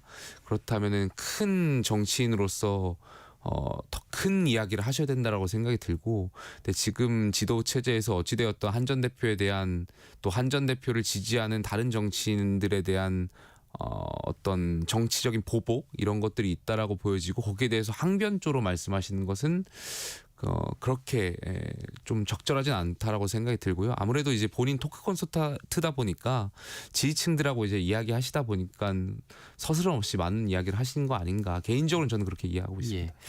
정치인들은 다 개파가 있더라고요. 우리 김 의원님은 한동훈계입니까? 장동혁계입니까? 제가 비대위원장 할 때 그 개파 불용에 대한 약간 사조직 금지, 약간 정당 내 사조직을 만들지 말라는 당원 당규를 만들었어 가지고요. 예. 저는 없습니다. 중립이신데 예. 국민의힘에서 중립적인 노선을 걷고 있는 의원들이 많다고 보시는 거죠? 어떠신가요? 당내 의원들 사이에서 예. 그렇습니다. 그러니까 지금 대표 당연히 저희는 뭐 대표를 지지하는 분들이 많겠죠. 하지만 예. 그 대표와 한 전 대표 사이에서 당이 개혁해야 된다라고 생각하시는 의원들이 훨씬 많으신 거라고 저는 이해하고 있습니다. 근데 아까 개파 말씀하셨는데 네. 저는 정치인들 개파가 당연히 있죠. 예. 다만 한국 정치는 인물 중심의 개파가 있는 것 같은데 그렇게 가는 건 적절치 않은 것 같고 제가 봤을 때는 그 가치를 중심으로의 어떤 개파는 필요하다라고 생각이 들어요. 미국 가치 중심의 정치를 개파. 예. 보면 의원 연구단체들이 우리나라도 있고 미국도 있습니다. 근데 그 연구단체를 중심으로 한 개파들이 있거든요. 그래서 본인들이 내세우는 정책과 가치를 두고 협상도 하고 여기에 대한 개파가 많이 형성되어 있는데 그런 형태로의 개파는 앞으로 우리가 나아가야 할 필요가 있지 않나 생각을 합니다. 네, 다른 형태의 개파가 필요하다. 네, 이렇게 이해하겠습니다. 자, 다른 얘기 좀 해볼게요. 자, 이재명 대통령이 공개 언급한 대전 충남 행정 통합에 대해서 민주당이 지금 속도전을 펼치고 있습니다. 당시 사실 이거는 국민의힘이 지난 10월에 발의까지 한 이슈였는데 이슈를 뺏겼다 이렇게 보시나요? 어떻습니까? 뭐 당연히 저희가 야당이고 여당이 정책을 드라이브를 거는 입장이기 때문에 저희가 주장하는 것도 이제 뺏길 수밖에 없는 상황인 건 맞고요. 예. 다만 저는 이 대전 충남 통합에 대해서 여당과 대통령께서 정파적인 이해관계에 따라서 하면 안 된다라고 생각이 들어요. 예. 이 부분은 국토 균형 발전과 행정 개편에 대한 큰 개혁 과제 측면에서 봐야 되는 것이고 자칫 민주당이 지방선거를 앞두고 이 문제를 꺼낸 거 아닌가에 대한 의구심이 있을 수밖에 없거든요. 왜냐하면 과거에 저희가 선거 전에 돌입하기 이전부터 앵커께서 지적한 것처럼 국민의힘이 진정성 있게 이 부분을 통합해야 된다는 개혁 과제를 던졌을 때 민주당이 사실 별 반응이 없었거든요. 오히려 반대하는 의원들도 많았고요. 근데 선거를 앞두고 대통령이 한번 꺼내고 민주당이 이것을 그 방어하는 형태로 가는 것 자체가 지방선거를 앞두고 뭔가 민주당에서 정치적인 계산을 통해서 하는 거 아닌가 이런 의구심을 가질 수밖에 없고요. 이 대전 충남에 대한 유권자들에 대한 많은 이 대전 충남에 대한 통합해야 된다는 의지를 그런 정치적 계산으로 계산기를 두드려가면서 하는 거라면 멈추셔야 된다 이런 생각이 듭니다. 예. 자, 대통령이 청와대로 곧 복귀를 합니다. 3년 7개월 만인데 송은석 원내대표가 이렇게 얘기했습니다. 다시 구중궁궐 시대로 돌아가는 것 같다. 자, 어떻게 생각하십니까? 그러니까 윤석열 전 대통령이 용산 시대를 열면서 가장 핵심은 소통 대통령이 되겠다라고 이제 용산을 옮겼었죠. 근데 그 바람과는 다르게 실제로 보여주셨던 행보들은 불통에 대한 행보들이 많았고 아쉬운 점이 많았죠. 그러다 보니까 대통령이 머무는 장소에 대해서 소통과 불통에 대한 이미지를 많이 말씀하시고 있는 것 같은데 청와대로 돌아간다고 하더라도 많은 국민들께서 대통령하고 소통하고 싶은 측면이 있는 거고 또 참모들하고 소통해야 되고 아마 그러한 지점을 저희 원내대표께서 지적했던 것 같고요. 저희가 계속 지적하는 것은 사실 청와대로 돌아갈 것이 아니라 세종으로 가야 되는 거 아닌가 이런 말씀들을 계속 지적했던 거 아닌가 싶고요. 왜냐하면 대통령실이 이제 세종 이전에 대한 논의는 대선 때마다 여야가 계속 주장을 해왔었던 거고 그럼 용산에서 청와대를 거쳤다 다시 세종을 가려고 하면 시간이 오래 걸리니 바로 세종으로 가시는 게 맞지 않았나 이런 생각들이 있는데 물론 이제 여기에 대해서는 헌법 개정에 대한 문제도 있을 것이고 여러 가지 절차적인 문제가 있을 것인데 그러한 아쉬움들이 있는 것은 맞는 것 같습니다. 근데 대통령이 세종에 제2 집무실을 빨리 좀 서둘러서 만들어 달라고 지시를 했습니다. 퇴임은 거기서 하고 싶다고.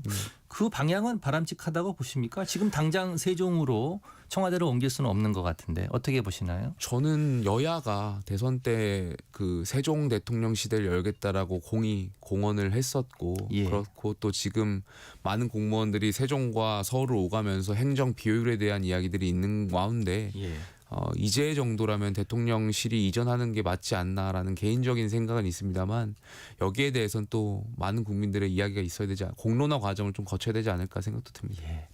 시간이 한 2분 반 정도 남았는데 자, 한두 개 질문 더 드리겠습니다.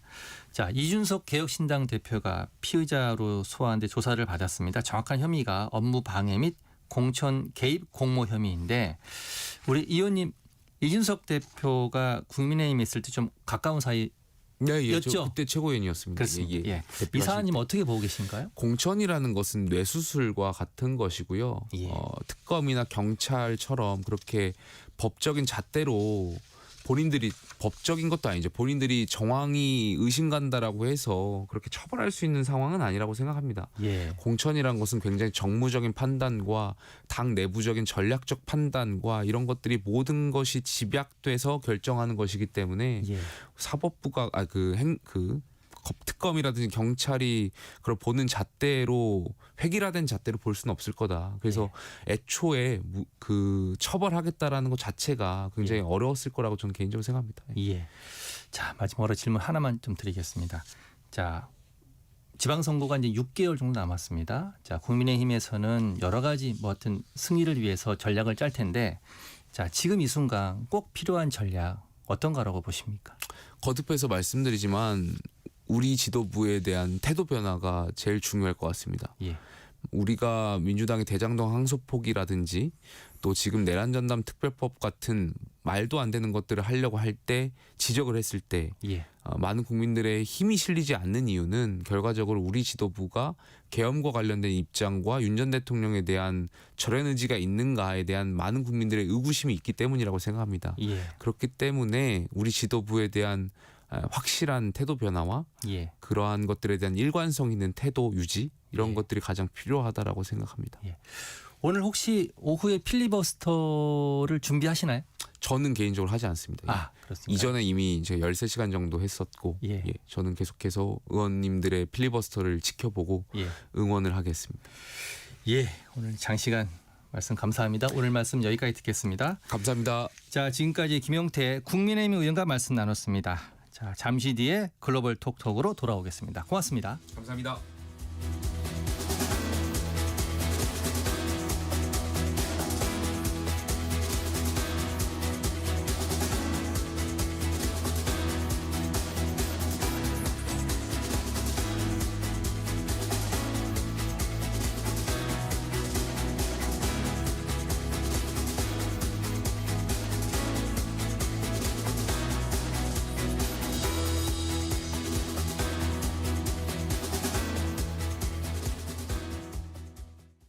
잠시 후 8시 반부터 일부 지역국에서는 해당 지역 방송을 보내드립니다.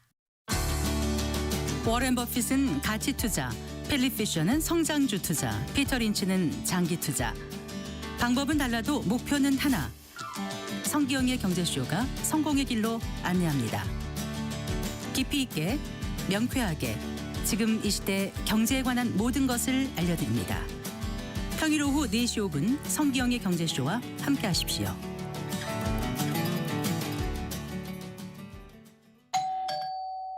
편지 왔습니다. 퇴근길 지친 당신에게 힘이 되는 뉴스를 전해드립니다.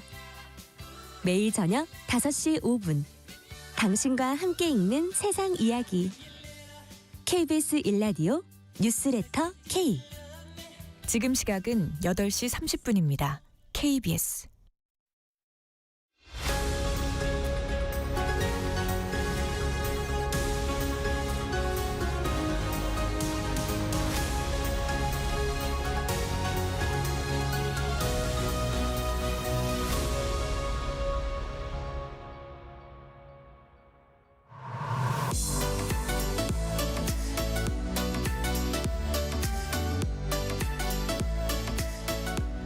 맥락이 있는 국제 뉴스를 전해드리는 글로벌 톡톡 시간입니다. 조윤주 외신캐스터와 함께하겠습니다. 어서 오십시오. 네, 안녕하세요. 예, 베네수엘라 얘기부터 좀 해보겠습니다. 네. 미국이 베네수엘라 인근 해역에서 벌써 선박을 3척 납포하면서 베네수엘라의 마두로 정권에 대한 압박 수위를 높여가고 있는데 이러다 네. 물리적 충돌 가는 거 아닙니까? 그럴 가능성을 지금 현재로서 배제할 수가 없습니다. 예. 미국의 해안경비대가 베네수엘라 정부의 제재 회피를 돕는 유조선을 일단 공해상에서 검색 납을 하고 있는데요. 예. 공해상에서 하는 행동은 불법은 아닙니다. 합법적인 한데요. 하지만 이제 좀 충돌 가능성이 높아지는 것이 문제가 되는 건데 예. 21일 날 베네수엘라 인근 수역에서 제재 대상 유조선 한 척을 추가로 해안경비대가 차단하고 승선 검색을 실시했습니다. 그러니까 예. 직접 이제 미군 측에서 배에 내려가지고 검색을 한 건데요. 이 파나마 국적의 유조선입니다. 이름은 벨라1이라고 하는데요. 예. 이 배가 베네수엘라 가던 도중에 해안경비대에 정선 명령, 그러니까 멈춰라 이 명령을 받고 승선 검색을 당하게 된 겁니다. 예. 미국 측 주장은 일단 제재 대상은 포함된 것은 아니다라 밝혔습니다만 그러나 이제 국적상의 문제가 있다고 말을 하는 겁니다. 예. 이렇게 되면은 3번째 배가 될 것으로 보이는데요. 미국 쪽 주장은 이렇습니다. 그러니까 베네수엘라에서 불법적으로 원유를 거래하게 되는데 사실 지금 미국은 베네수엘라 원유가 국제사회에 통용되지 못하도록 제재를 하고 있는데요. 이걸 실어 나르면 이제 불법이라는 거죠. 그런데 이걸 피하기 위해서 그 국적기를 바꾸는 거죠. 국가를 바꾸는 겁니다. 국기를. 그래서 이게 실제 국가와 이제 국기가 다른 건 다르기 때문에 이걸 적발을 하겠다는 건데 이걸 예. 다크 플라이트 선박이라고 부르는 겁니다. 예. 지금 첫 번째는 지난 10일에 있었습니다. 유조선인 스키퍼를 미국이 먼저 억류를 했었고요. 그때 미국 주장은 이 선박이 이란산 석유를 운반한 적이 있기 때문에 제재 대상에 포함이 된다라고 밝혔습니다. 예. 당시에 스키퍼호가 어떤 국기도 개항하지 않았기 때문에 이것도 불법이라고 미국이 보는 것이고요. 예. 두 번째는 20일 새벽에 파나마 선박의 국적인 센츄리소를 납포했고 그리고 이 선박 역시 그림자 선단, 그러니까 다크 플라이트의 일종이다라고 얘기를 한 겁니다. 그러니까 훔친 석유를, 그러니까 거래해서는 안 되는 석유를 이 배가 운반했다라고 미국 얘기를 하는 거고요. 예. 이제 세 번째 나온 것이 바로 벨라1. 그러니까 최근 한 20일 사이에 벌써 3척의 선박을 미국이 납포를 한 건데요. 트럼프 대통령 측에서는 첫 번째 납포하고 나서 베네수엘라 측에 그 주변 해역을 완전히 봉사하겠다라고 얘기를 했고요. 그러면서 마두로 정권에 대한 압박 수위를 계속 높여왔고 지금 실제로 행동을 하고 있습니다. 자, 마두로 정권의 정권 퇴진이 목표다 이런 분석이 나오고 있는데 맞습니다. 처음에는 마약 운반선 단속이었다가 지금은 네. 유조선까지 단속을 했습니다. 네. 계속 압박하는 이유는 뭡니까? 일단은 뭐 말씀하신 것처럼 마두로 정권 퇴진 어쩌면 최종적인 목표라고 얘기를 하고 있고요. 실제로 트럼프 대통령이 전화를 걸어서 웬만하면 좀 내려오지라고 말할 정도로 압박 수위가 높았습니다. 예. 네, 첫 번째로 말씀하신 것처럼 마약 운반 선박을 단속한다. 이건 명분이 있었죠. 왜냐하면은 트럼프 정부가 늘 얘기하는 것이 남미, 중남미 국가로부터 마약이 넘어오고 그것 때문에 미국이 엄청난 피해를 보기 때문에 이걸 막는 것이 미국의 국에서 가장 첫 번째다. 예. 이런 얘기했습니다. 그래서 사람들 처음에는 그래 미국 위해서 행동하나 보다라고 했었는데 알고 봤더니 그것이 아니라 한 발 더 나아가서 그러니까 중남미 전체에 대한 압박 신호를 보내는 건데요. 사실 마두로 정권은 1970년대부터 우고코 차베스부터 시작해서 굉장히 반미 성향이 강한 국가이고요. 예. 사실 그 전까지만 하더라도 미국의 석유 기업들이 남미 지역에서 투자를 많이 했습니다. 그래서 예. 굉장히 값싸게 원유를 생산했었는데 차베스 정권에 들어서면서 차베스가 베네수엘라 석유 산업을 국유화했습니다. 그래서 외국 기업들을 쫓아냈거든요. 그렇다 보니까 미국 기업들도 짐을 싸게 됐고 그 과정에서 막대한 경제 손실을 본 겁니다. 그래서 미국이 베네수엘라로 가는 원유에 대해서 금지조를 취한 거고요. 결국은 이걸 가지고 지금 현재 반미 정권을 굉장히 강력하게 압박을 하는 건데요. 사실 2014년에 국제중재재판소에서 재판이 있었습니다. 그러니까 베네수엘라가 외국 기업들을 쫓아내면서 충분하게 보상금을 제시하지 못했다라는 예. 판결이 나왔습니다만 그러나 베네수엘라 정부가 금액을 지불하지 않았습니다. 그때 엑손 모빌 측에 16억 달러 돈으로 2조 4천억 정도 지급하라고 판결했습니다만 베네수엘라가 이행하지 않았고요. 예. 결국 이런 것들을 빌미해서 계속해서 압박을 가하는 건데 예. 사실 이 유조선 얘기하기 전까지는요. 불법 마약 운반선을 차단한다. 이 명분으로 해서 선박들을 실제로 공격을 했고 20여 차례 공격으로 지금까지 100명 넘게 사망했습니다. 예. 트럼프 대통령이 베네수엘라를 테러 국가로 지정하면서 맞아요. 유조선을 지금 봉쇄 조치하고 있지 않습니까? 네. 그런데 애꿎은 쿠바에까지 영향을 주고 있다고 하는데 이게 무슨 얘기인가요? 왜냐하면은 쿠바가 베네수엘라에 값싼 원유를 수입해서 경제를 유지했는데요. 예. 이제 수입을 못하다 보니까 타격을 받게 되는 겁니다. 그렇군요. 지금 말씀하신 것처럼 굉장히 강력하게 해상에서 이렇게 여러 가지 조치를 취하고 있는 건데요. 예. 그래서 미국의 월스트저널이 이런 식이라면은 쿠바도 에너지 대란에 빠질 가능성이 있다라고 보도한 겁니다. 예.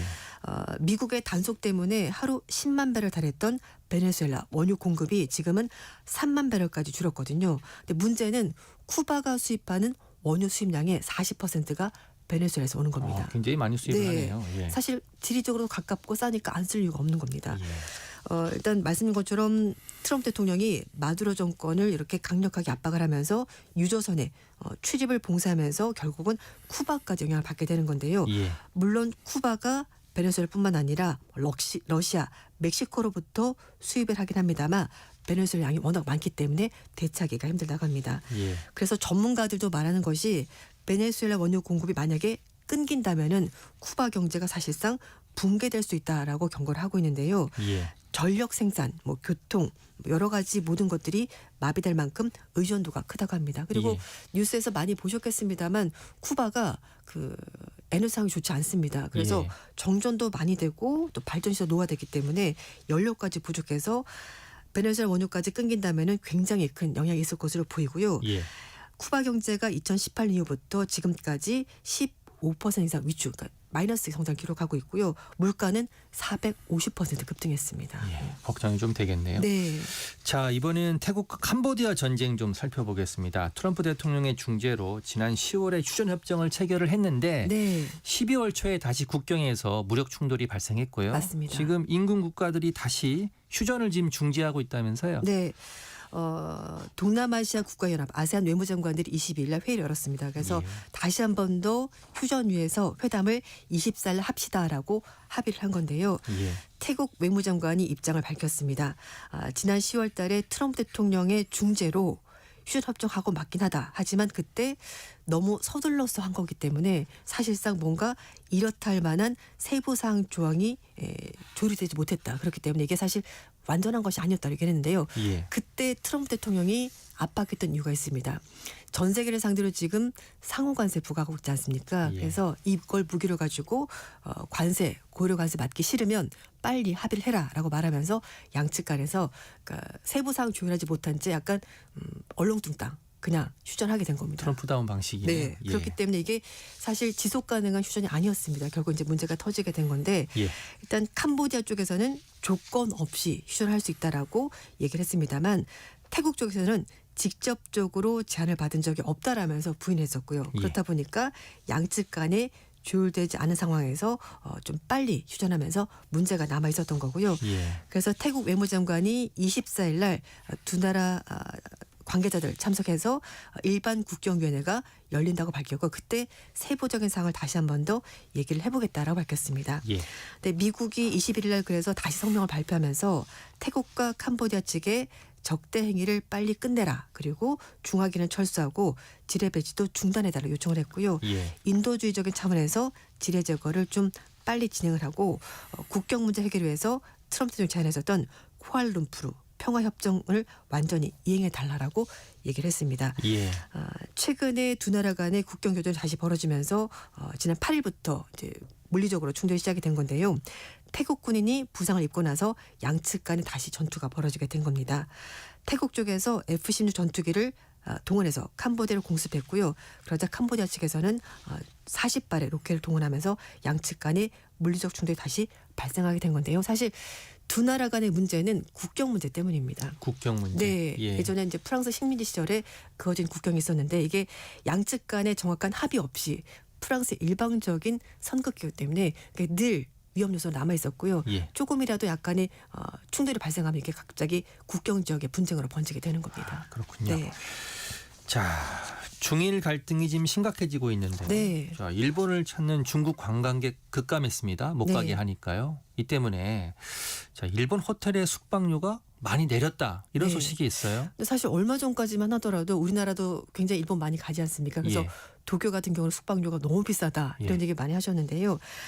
말씀하신 것처럼 사실 그 다카이치 사네 일본 총리가 쏘아올린 공입니다. 예. 대만 유사시에 일본이 자위대를 동원할 수도 있다라고 얘기를 하면서 중일 간의 갈등이 시작이 됐고요.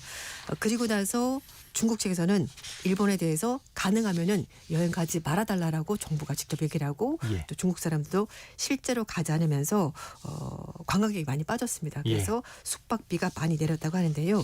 교토 시내 중심부에 있는 호텔의 1박 요금이 9만 5천 원.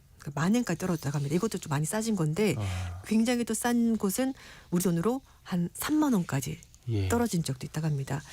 교토 호텔 그 객실 단가가 코로나19 때 굉장히 많이 떨어졌다가 최근 몇 년 사이에 다시 올라가는데요. 예. 비싼 지역은 뭐 평균이긴 합니다만 2만 원 넘는 지역 그러니까 19만 원까지 하는 지역도 있었다고 합니다. 근데 이게 싼 지역은 3만 원까지 떨어졌다고 하니까 굉장히 많이 가격이 떨어졌고요. 예. 일본 정부 관광국에 따르면 지난달에 일본을 찾은 중국인이 56만 2천 명인데요. 한 달 전 10월 달과 비교하더라도 25%나 줄었다고 합니다. 그리고 여름에 성수기 때 100만 명 돌파했다고 하니까 상당히 많이 줄었다고 볼 수 100만 있습니다. 명에서 56만 네, 명으로 급감한 절반으로 거네요. 떨어졌습니다. 예. 그래서 이제 한동안 아마 일본 내 중국 관광객 좀 보기 힘들 것으로 보이는데요. 중국의 항공사들도 이번 달 운항 예정이었던 일본행 노선을 5,500편에서 900편 정도까지 줄였다고 하니까 상당히 많이 줄였습니다. 예. 이럴 때 뭐 일본 가시면 조금 싸게 갈 수 있지 숙박료가 않을까. 좀 싸서 네. 예, 어떨지 모르겠습니다. 그렇습니다. 자, 미국 얘기 좀 해볼까요? 자, 미국 법무부가 미성년자 성착취범 고 제프리 앱스타인의 관련 파일을 지금 공개하고 있는데 네. 슬그머니 네. 트럼프 대통령이 포함된 사진을 포함해서 맞아요. 삭제해가 지금 논란이 일고 있습니다. 네. 그런데 또 슬그머니 또 사진 다시 넣었습니다. 아, 넣었습니까? 네. 그러니까 이게 왔다 갔다 하는군요. 맞아요. 예. 그러니까 사실 이 미국 정부의 태도에 대한 신뢰도가 뚝뚝 떨어지는 그런 일이 벌어지고 있는데요. 말씀하신 것처럼 미 법무부가 웹사이트를 따로 만들어서 19일 날 파일을 공개했습니다. 그러다가 슬그머니 트럼프가 포함된 사진을 빼버린 거죠. 예. 근데 이게 워낙 비판이 커지니까 다시 또 원래대로 복구시켰습니다. 문제가 좀 많은데요.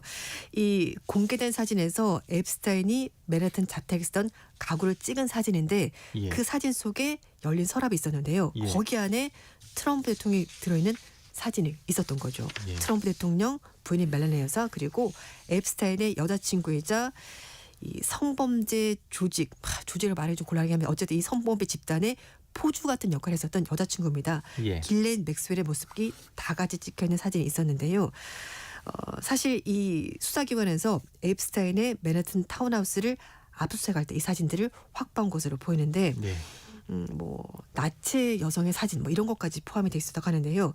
연방 하원의 그 민주당 소속 의원들이 갑자기 사진이 공개됐다가 사라졌다가 이렇게 되다 보니까 원래 사라지기 전에 사진을 캡처한 거 있었고 이게 사라진 사진이 맞냐라고 펜본디 법무장관에게 질의를 했었습니다. 예. 그러자 법무부에서는 처음에는 삭제 이유를 밝히지 않다가 법무부 부장관이 언론에 직접 나와서 사진을 삭제한 이유는 피해자들의 신상이 공개될 가능성이 있기 때문에 피해자 신상을 보호하기 위해서 사진을 없앴던 거다라고 얘기를 했었고요. 그리고 실제로 피해자들과 트럼프가 직접 관련돼 있지 않았다라고 해명을 했습니다. 예. 하지만 민주당 측에서 워낙 반발이 심했고 미국 언론들도 일제히 공격을 가하자 다시 삭제된 사실을 복구를 한 겁니다. 예. 어쨌든 앱스타인 관련해서 트럼프 정부의 인사들뿐만 아니라 민주당의 인사, 특히 빌 클린턴 전 대통령 사진이 공개되면서 예. 민주당도 집중 공격을 받고 있고요. 그러자 민주당 쪽에서는 일부러 트럼프 사진만 빼버리고 클린턴 사진만 부각시킨 거 이거 뭔가 의도가 있는 것 아니냐 물타기다라고 얘기했었고요. 결국은 사진을 다시 한 번 더 복구를 시켰고 법무부 측에서도 그러면 앞으로 차근차근 전체를 다 공개하겠다라고 밝혔는데요. 여기서 좀 핵심적인 문제가 있는데요. 의회에서 이 사진들 다 공개하기로 통과를 시켰습니다. 그리고 예. 트럼프 대통령 사인을 했는데요. 문제는 법무부가 이 사진, 그러니까 자료를 공개하는 권한을 가지고 있습니다. 뭘 뺄지, 뭘 포함시킬지 법무부 장관이 권한 가지고 있기 때문에 예. 이런 일이 벌어진 것이고 이렇게 자꾸만 사진이 자료가 공개됐다, 제외됐다 이렇게 삭제됐다. 네, 이러면은 오히려 신뢰성만 떨어질 것 같습니다. 오해할 만한 일을 하고 네, 있는 것 같습니다. 맞습니다. 자, 오늘은 여기까지 듣겠습니다. 글로벌 톡톡 조윤주 외신캐스터였습니다. 고맙습니다. 감사합니다. 날씨 정보 듣고 오겠습니다. 날씨 정보입니다. 서쪽 하늘에 잿빛 구름이 메워져 있는데요. 오늘 내릴 비를 구름이 얘기해주고 있습니다. 서쪽을 시작으로 오늘 오후에는 전국 대부분 지역으로 5에서 20mm의 비가 내리겠습니다. 기온이 낮은 중북부 지역이라든가 경기 북동부 지역엔 눈으로 쌓이겠는데요. 강원 산지에는 최대 5cm, 그 밖의 지역 1cm의 눈이 내리겠습니다. 빙판 주의하셔야겠습니다. 이번 기압골이 통과한 뒤 찬 공기가 확장하겠습니다. 25일 성탄절은 해기차에 의해서 호남 서부와 서해안 쪽에 비나 눈이 내리겠고요. 이들 지역 일부 화이트 크리스마스를 맞을 수 있겠습니다. 그러면서 또 강풍이 불며 추워져 금요일에는 서울의 아침 기온이 영하 12도까지 떨어지는 한파가 예상돼서 이 점도 미리 염두에 두셔야겠습니다. 오늘 아침 큰 추위는 없습니다. 0.6도로 시작한 서울 오늘 5도의 낮 기온 보이겠고요. 대구 11도 등 3도에서 15도가 되겠습니다. 오늘 강원 산지 위주로 바람이 매우 강하게 불겠습니다. 지금 서울의 기온은 2.6도입니다. 지금까지 날씨 정보의 강혜종이었습니다. 대한민국 중심 채널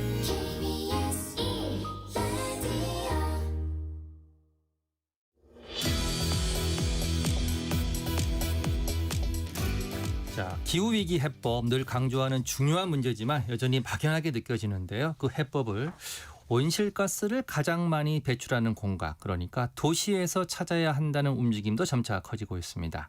세계 곳곳에서 시작된 탄소 중립 도시 실험을 취재한 KBS의 최은진 기자가 스튜디오에 나와 있습니다. 어서 오세요. 안녕하십니까. 예. 자, 이 프로그램이 KBS 시사 프로그램 더 보다인데 이게 언제 방송된 겁니까? 예, 지난 일요일에 이제 방송됐습니다. 그랬군요. 네. 예, 따끈따끈한 거네요. 네. 예. 자, 탄소 중립 도시에 대해 취재를 했는데 먼저 간단히 탄소 중립 이 개념부터 좀 설명해 줄까요? 이 탄소 중립이라는 게 온실가스를 완전히 배출하지 않는다라는 의미는 아닙니다. 예. 이게 배출을 최대한 줄인 후에 이제 온실가스를 흡수하거나 이제 상쇄해서 이제 균형을 맞춘다라는 의미인데요. 예. 특히 이제 도시 같은 경우에는 전기를 만들어내고 그다음에 건물의 냉난방 문제도 있고 이제 교통 같은 데서 이제 탄소 배출이 계속 일어나기 때문에 이때 에너지를 어떻게 줄이느냐 이게 핵심이 될 수 있습니다. 아, 그렇군요. 그러면 탄소 중립 도시 어디를 다녀왔어요? 먼저 이제 제가 소개할 곳은 제가 다녀온 곳은 마스다르라는 곳인데요. 예. 이게 아랍에미리트의 수도 아부다비에 있는 곳입니다. 아부다비. 예. 이게 도시에 딱 들어서면요, 이제 우리에게 익숙한 이렇게 직선형 고층 빌딩이 아니라 좀 누워 있는 듯하기도 한 이런 낮은 건물들이 이렇게 쭉 늘어서 있습니다. 저층으로. 네, 예. 저층으로. 높아봤자 한 6층 정도밖에 안 되거든요. 근데 이 이유가 이제 건물들끼리 자연스럽게 그늘을 만들기 위해서 이렇게 초기 단계에서부터 이렇게 설계가 된 거라고 합니다. 근데 이렇게 설계를 한 이유가 이게 사막 기후다 보니까 냉방 수요를 줄이는 게 이제 탄소 중립으로 가는 첫걸음이다. 예. 예, 이렇게 생각을 한 거죠. 예. 그래서 이제 도시 중심부에는 윈드 타워라고 해서 이 친환경 냉방 시설이 이제 설치가 돼 있는데요. 더운 공기가 상층부로 몰리잖아요. 예. 여기에 이제 찬물을 뿌려서 이제 공기를 식힌 다음에 도심으로 이제 내려보내는 이런 원리의 구조물도 이제 또 설치가 되어 있었습니다. 특수한 설계로 건물을 만든 거네요. 그러면요. 그렇죠. 그렇게 봐야 되는 거죠. 네, 예. 그렇습니다. 예. 네. 자, 건물 외에 또 다른 특징이 있습니까? 이게 교통 체계가 이제 기존 도시와는 확연히 달랐습니다. 예. 마스다르에서는 내연기관 차를 전혀 운행할 수가 없거든요. 없군요. 네, 예. 그래서 마스다르 시티에 방문을 하면 그 도시 입구에 이제 차를 세워두고 이제 방문자 센터에서 그 소형 전기 트램을 타고 이제 도심으로 이동을 해야 됩니다. 예. 근데 이 트램이 운행된 지도 벌써 한 10년 정도 지났고 이게 또 도시 밑으로만 다니는 거거든요. 예. 그래서 마스다르에서는 이제 최근에는 이제 지상에서도 다닐 수 있는 자율주행 전기차도 도입했다 이렇게 얘기를 하고 있습니다. 이렇게 내연 교통기관을 제한하면서 이제 도시의 탄소 배출량을 줄이는 겁니다. 휘발유차나 뭐 경유차 이런 거 지금 안 쓰겠다는 것 같은데 느낌에. 네. 아랍에미리트는 대표적인 산유국이잖아요. 네. 이렇게 석유나 화석 연료를 안 쓰는 이유가 있습니까? 지금 이제 아랍에미리트의 고민이 이제 자원 고갈 가능성과 그다음에 이제 전 세계적으로 이제 탈탄소 움직임이 있다 보니까 여기에 이제 선제적으로 대응하겠다 이런 겁니다. 그래서 예. 에너지 구조도 바꾸고 그다음에 이제 자국의 산업화를 이제 산업 구조를 이제 다각화하려는 노력이 예. 이런 탄소 중립 실험으로 이제 나타나고 있는 겁니다. 예, 그렇군요. 우리나라 지금 상황은 좀 어떻습니까? 네, 사실 한국은 이렇게 탄소 중립을 위한 별도의 도시를 세우기는 좀 어려운 상황이잖아요. 예. 저희는 이미 다 개발이 좀 많이 돼 있고. 예. 그래서 그런데 이제 우리 정부도 지난해에 서울 노원이랑 그다음에 충남 보령, 당진, 제주 이렇게 4곳을 탄소 중립 선도 도시로 선정을 했습니다. 예. 그리고 현재 이제 사업 타당성을 평가하고 있고요. 그리고 이제 지난주에는 경북 구미까지 추가로 최종 선정이 됐습니다. 예. 그래서 이제 막 시작한 단계다 이렇게 보시면 될 것 같습니다. 5곳이네요. 서울 노원, 충남 당진, 보령 그리고 제주, 경북 구미. 네. 이곳 중에 다녀온 곳이 있습니까? 저는 이제 서울 노원구랑 제주 이렇게 2곳을 이제 다녀왔는데요. 그렇군요. 네. 예. 사실 이게 막 이제 사업을 검토 중인 단계라서 이제 이렇다 할 변화를 느끼기에는 솔직히 좀 어려웠습니다. 예. 노원구 같은 경우에는 지어진 지 한 40년 된 도시거든요. 예. 그렇다 보니까 이제 앞으로 새로 지을 건물은 이제 에너지 효율을 이제 최대화하는 그런 주택으로 짓고 예. 그다음에 이제 노후 건물은 리모델링 하는 방식으로 가자. 뭐 이런 전략을 지금 내세우고 있었고요. 예. 그다음에 이제 제주 같은 경우에는 재생에너지 비중이 높은 지역입니다. 그래서 재생에너지로 이제 기존 화석 연료를 대체하는 게 이제 탄소 중립 전략인데 예. 예를 들어서 이제 제주에는 풍력 발전이 유명하잖아요. 예. 풍력 발전으로 이제 남는 잉여 전력을 수소로 전환해서 이제 사용하자. 뭐 이런 전략을 추진을 하고 있습니다. 예. 네, 이 전기라는 게 이렇게 생산되면 바로바로 사용을 해야 되거든요. 예. 뭐 우리도 핸드폰 같은 거 두면 금방 방전되잖아요. 예, 그래서 오래 저장을 못 하는데 풍력 발전으로 생긴 전기로 이제 물을 분해해서 수소를 만들고 이제 저장해서 이제 사용하는 이제 그런 방식을 추진하고 있었습니다. 예. 정부가 이렇게 5곳을 탄소 중립 선도 도시로 선정했으면 재정 지원도 좀 있나요? 어떻습니까? 예, 기후환경부에서 이제 예. 국비를 이제 투입하는 걸로 알고 있는데요. 예. 지금 사업 검토 단계라서 아직 예산은 확정되진 않았다. 라고 이렇게 알고 있습니다. 자, 지금 예산을 빨리 확정을 해야 될 것 같은데, 자, 각 지역에서 이렇게 탄소 중립 실험이 지금 이어지고 있습니다. 그래서 현실적으로 좀 쉽지 않다 이런 지적이 나오는데 왜 그렇습니까? 이게 사실 탄소 중립 이 문제를 취재하면서 이제 제가 느꼈었던 것이 그 탄소 중립 자체를 달성하기 위한 제도나 시스템이 이게 굉장히 분산되어 있습니다. 예. 네, 그 관련 법률만 해도 이제 국토부와 기후환경부 등 이제 9개 부처에 걸쳐서 한 법률도 한 50여 개 정도 되거든요. 예. 예. 그렇다 보니까 이제 그걸 하나로 모으는 게 좀 어려운 거죠. 그래서 특히 이제 교통이나 건물, 녹지 뭐 이런 도시를 구성하는 요소를 이제 하나로 묶어서 설계할 수 있느냐, 이게 탄소 중립 도시로 가는 이제 핵심인데, 예. 분야별로 이렇게 흩어진 정책을 각각 추진할 경우에는 이제 감축 효과가 줄어들거나 아니면은 이제 예상치 못한 이제 비효율이 발생할 수 있습니다. 예. 그래서 결국 탄소 중립 성패는 얼마나 많은 사업을 하느냐 이게 아니라 이 정책들을 도시 안에서 얼마나 유기적으로 묶느냐라는 생각이 들었습니다. 예. 어떤 새로운 사업을 하려고 그러면 이렇게 꼭 관련 법률이 따로따로 정부 부처에 지금 나눠져 있는 것 같아요. 네. 그래서 문제인 것 같은데, 자, 이게 이렇게 탄소 중립의 시도들이 정부가 국제사회에 약속한 국가 온실가스 감축 목표 이 달성에 좀 도움이 됩니까? 어떻습니까? 그러니까 NDC라고 이제 최근에 좀 논란이 됐었잖아요. 이게 NDC 그러니까 국가 온실가스 감축 목표.